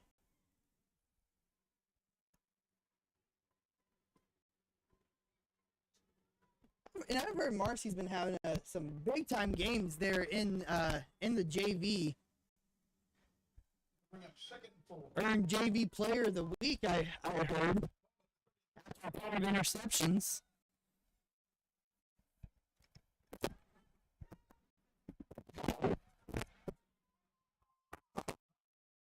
King drops back the pass. He looks deep. He's going to tuck it, and he's just going to run it himself. And Marcy is going to let off at the last second. He thought he was going to try to take him out. Got the adrenaline going. And be a gain of 12 there by Carter King. King over 100 yards, and this is going to be the second game all season in which he goes over 100 yards, and the Skyline Tigers lose, barring a miraculous comeback. King takes it, going right out to the right. He's going to look deep. He has a man. He's going to make the first guy miss. Quentin Owen.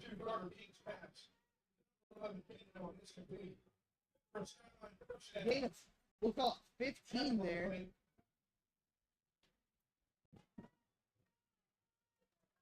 Oh, and like I said, I am not good at keeping up with the camera while once Billy goes away, so either way, I'm a big thank you for all you usual viewers. First and 10 here from the 40-yard line. King is looking. He's going to look for Owen again. This one's going to be incomplete.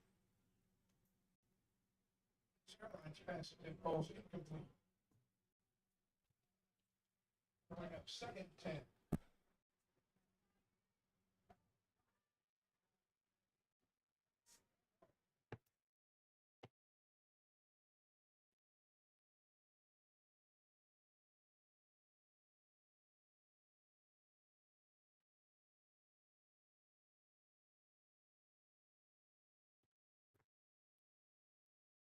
2 minutes and 30 seconds remaining. King's going to look deep.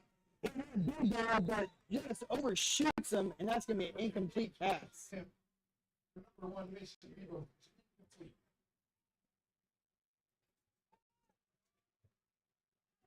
2 minutes and 25 seconds remaining in this ball game. 3rd and 10 from the 40-yard line. Like I said, I'm not exactly sure how the point system works for football. I know they definitely get bigger bumps by the bigger point differential. Complete pass, but the bigger trying to do that. He hits there, and it's still hit it, and ball bounces out, but it goes out of bounds. Be a gain of 12.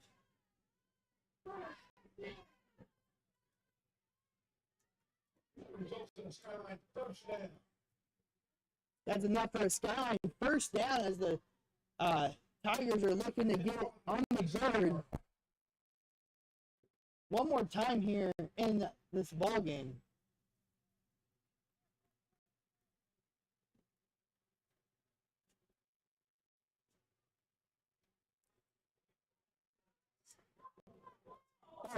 Hit it on quarterback Carter King. Ball's going to be dropped incomplete. Incomplete.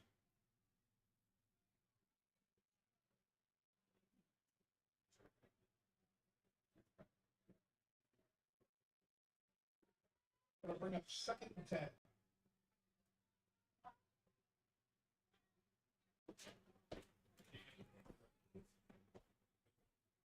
Second and 10 from the 27-yard line.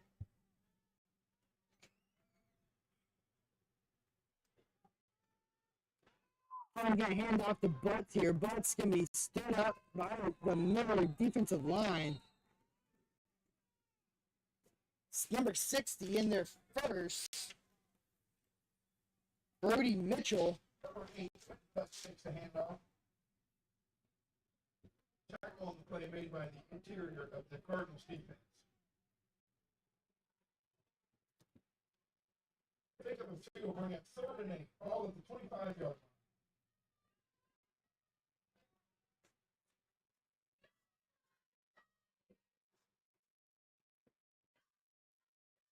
line. One minute remaining. Look to the left. It's from in front and behind. I didn't even see if the ball got caught. And it looks like it did by Bebo. It's complete to number 1, Mason Bebo. Big hit there. Bring up 4th and short. Bring up 4th and short here. As this one's just about over. Kieran's going to just hit it to the end zone. Touchdown Tigers. Number 2, Robert King's pass to Mason Bebo is good for a Skyline touchdown. 30 yards out. Carter King finds the end zone here at the very end. 29 seconds remaining. And Bebo was the star of that drive.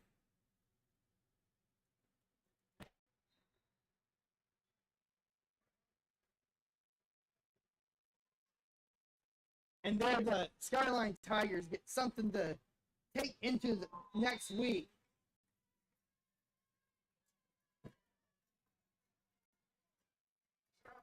Is no good. Score, Skyline Tigers 24. We're going to step aside. We are 30 seconds away from this one ending here in Skyline.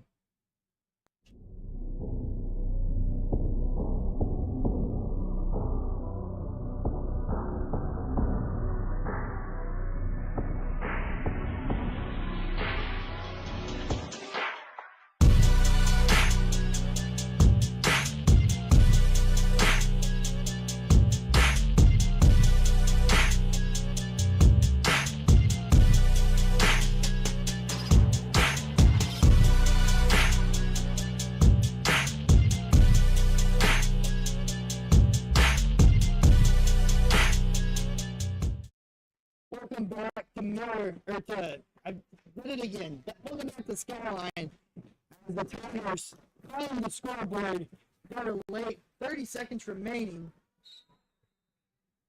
And whistles, whistles, whistles.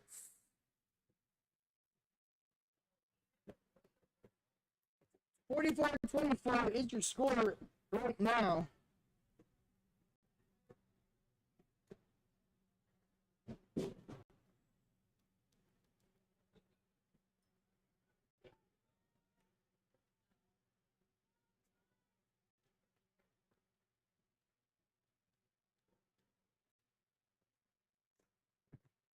And it's going to be a one kick. False start penalty there by the Tigers. And kick is up. And Jared Lowe back there, I would anticipate, I'd say I don't think he's going to return it. Jared Watson on the return. We're actually going to have a special, something we haven't done yet. We couldn't decide on just one play of the game. We got 3 coming up here. Nate Hall, Jared Long, and Caden Calvin, all 3 for our player of the game interviews. Coach Derek Hill is going to be joining us as well. Before these Miller Cardinals get a chance to go home happy, I would anticipate just a quick meal here, and we'll get out of here. Hill back in the game. And he is going to, and that's going to do it. Miller Cardinals 44, and Tigers 24. The Cardinals can't score on senior night and pick up a huge district run ahead of the district tournament. The Cardinals move to 2-5 for the season. And three in conference. So excited for just a moment while we get ready for our guests to come up here. You are watching high school football here on Southwest Missouri Sports.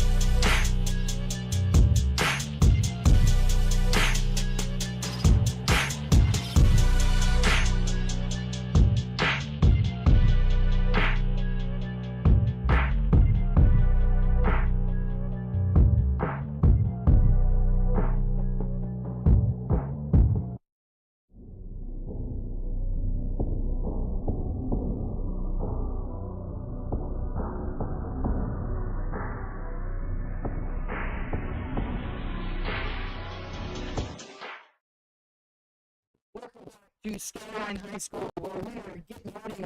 I see the guys right over here right now. We'll be I have 3 guard interviews, third line and Nate Hill, along with the lead coach, Derek Hill.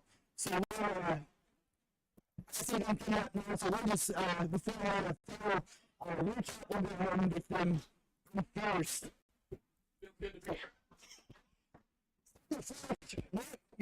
First here, we're going to sit down. So first off is the quarterback of the Cardinals, Cardinals, Nate Hill. This feels like a really big win. Feels great. So, first off, Rocky, obviously you went down, scored the touchdown first, then the next 3 possessions. Just what was being said, and how were you guys able to bounce back? I mean, we didn't say much. We just battled back, fought our emotions, and then went down and scored, and that got our momentum back. a week removed from a game where I believe you guys finished like with 10 rushing yards. You guys got over 300. You had all three of you guys were either over 100 or at 97. Just what was the game plan coming in with the run game? Run a lot, get a lot of yards, and score touchdowns. So that's obviously a big win for district seeding. Just obviously you have another big one coming up with Pierce City next week. How are you looking to use the win here tonight? Just momentum. I mean, that's all we can do. We got to come in, practice hard, and then go out and show ourselves. Awesome. Thank you very much. Player game number 1, quarterback Nate Hill. Yeah, absolutely. Number 2, Jared Long. Jared, first off, usually a little bit of a different role. Back-to-back 100-yard receiving games. You're at 97 rushing yards. Just kind of talk about that change. Yeah, I mean, we talked all year, I'll be throwing around, whatever. I said, I'll be all right at that, Just, we preached a lot, give me the ball, And I think Caden has a really good back, so, I mean, if me and Caden get balling for 100 yards a game, I mean, it will be tough to stop. Yeah, and, just some of the, I want you to kind of hit on the same things I asked Nate. I mean, rough day, running the ball last week. Obviously you had a big day. Just how easy is, or how does it make the offense run smoother whenever the run game's running like that? I mean, if we can get the run game and they suck in, and then we open the passing game up, and then once we get both going, I mean, we'll be hard to stop. Big win for district seeding here. How are you hoping to use this moving forward? Yeah, I mean, momentum. Like Nate said, we lost really 2 tough games by 6. I mean, we were in it fourth quarter, and had 2 really big losses. But you got to bounce back and then use the momentum for next week, and then next week after that. Awesome. Thank you very much, Jared. Jared Long, senior running back here tonight. Corbin, was it? Fantastic night. 120 yards on the ground. Just what were we seeing out of this matchup? Oh, our linemen, we were on them all practice. Tuesday through Thursday, we were on them, and they pulled it out, and they were blocking great tonight. So, you ended up without a touchdown here tonight. However, you were. I forgot to mark that down. That's my bad. Opportunity for a couple more, but getting caught from behind a couple times. Yeah. I mean, looks like you're gonna have to work on your speed or something. Probably. Hey, somebody's got to be a power back. So a bounce back, after controversy there early, a couple fumbles, interception. Just how were you guys able to bounce back after a rough start? We just came together, and we fixed it. That's all you can do. And you here with same way that I ended the last 2 big win district seedings. How are you hoping to use this momentum moving forward? Just kick some butt, gotta keep it rolling.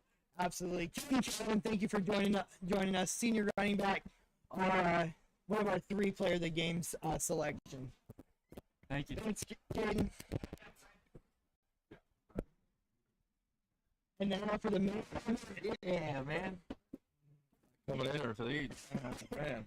These are more fun, absolutely. So, well, Coach, I mean, obviously, just a big win here in Skyline. We talked a lot, in our pregame interview, just about how big, this was going to be. If you're able to get it done, and now that it's done, just how's it feeling? I mean, it feels really good because we've stressed that these kids have so much potential and athleticism and just so much football talent that not a lot of people know it because we do things to hinder ourselves.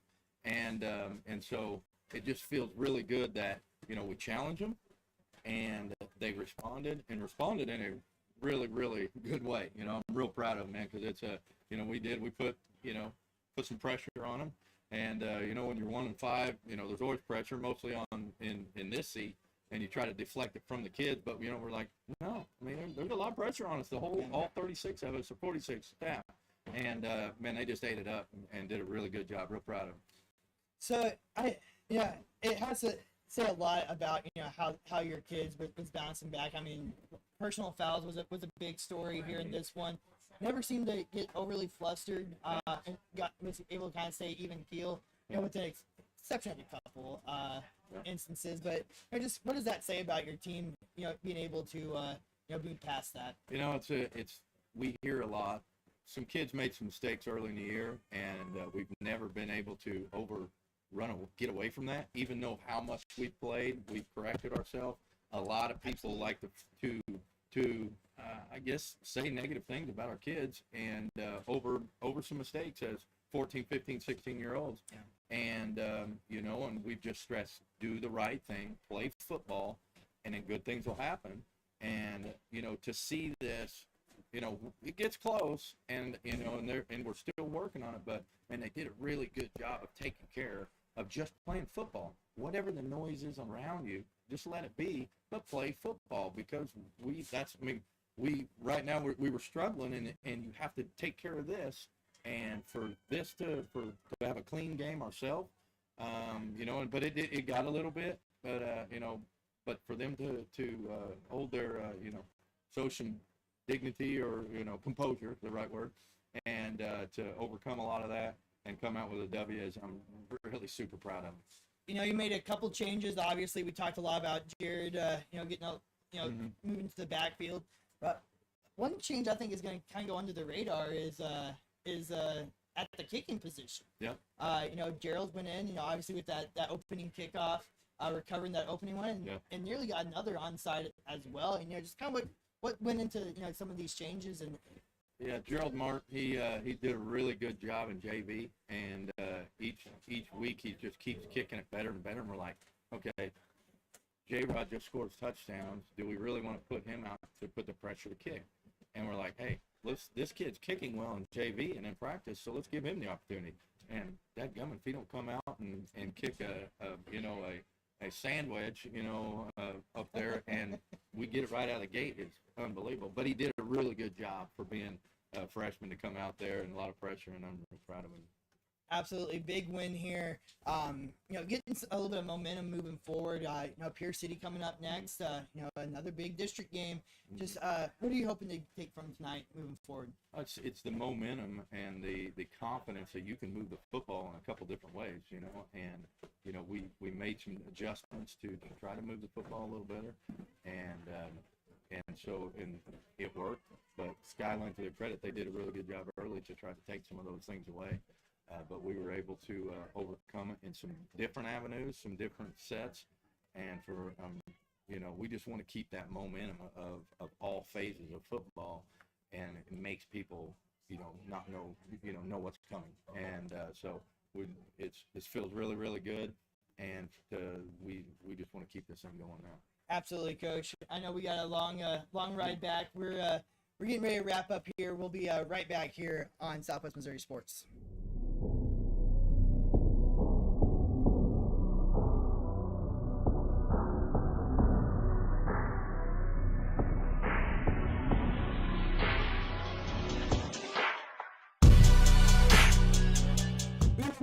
Thank you one more time to all of our sponsors, Clever Barn and the Burger Shack. I want to say thank you to all the help that I have here. Mr. Billy Bieber, he's a rock star.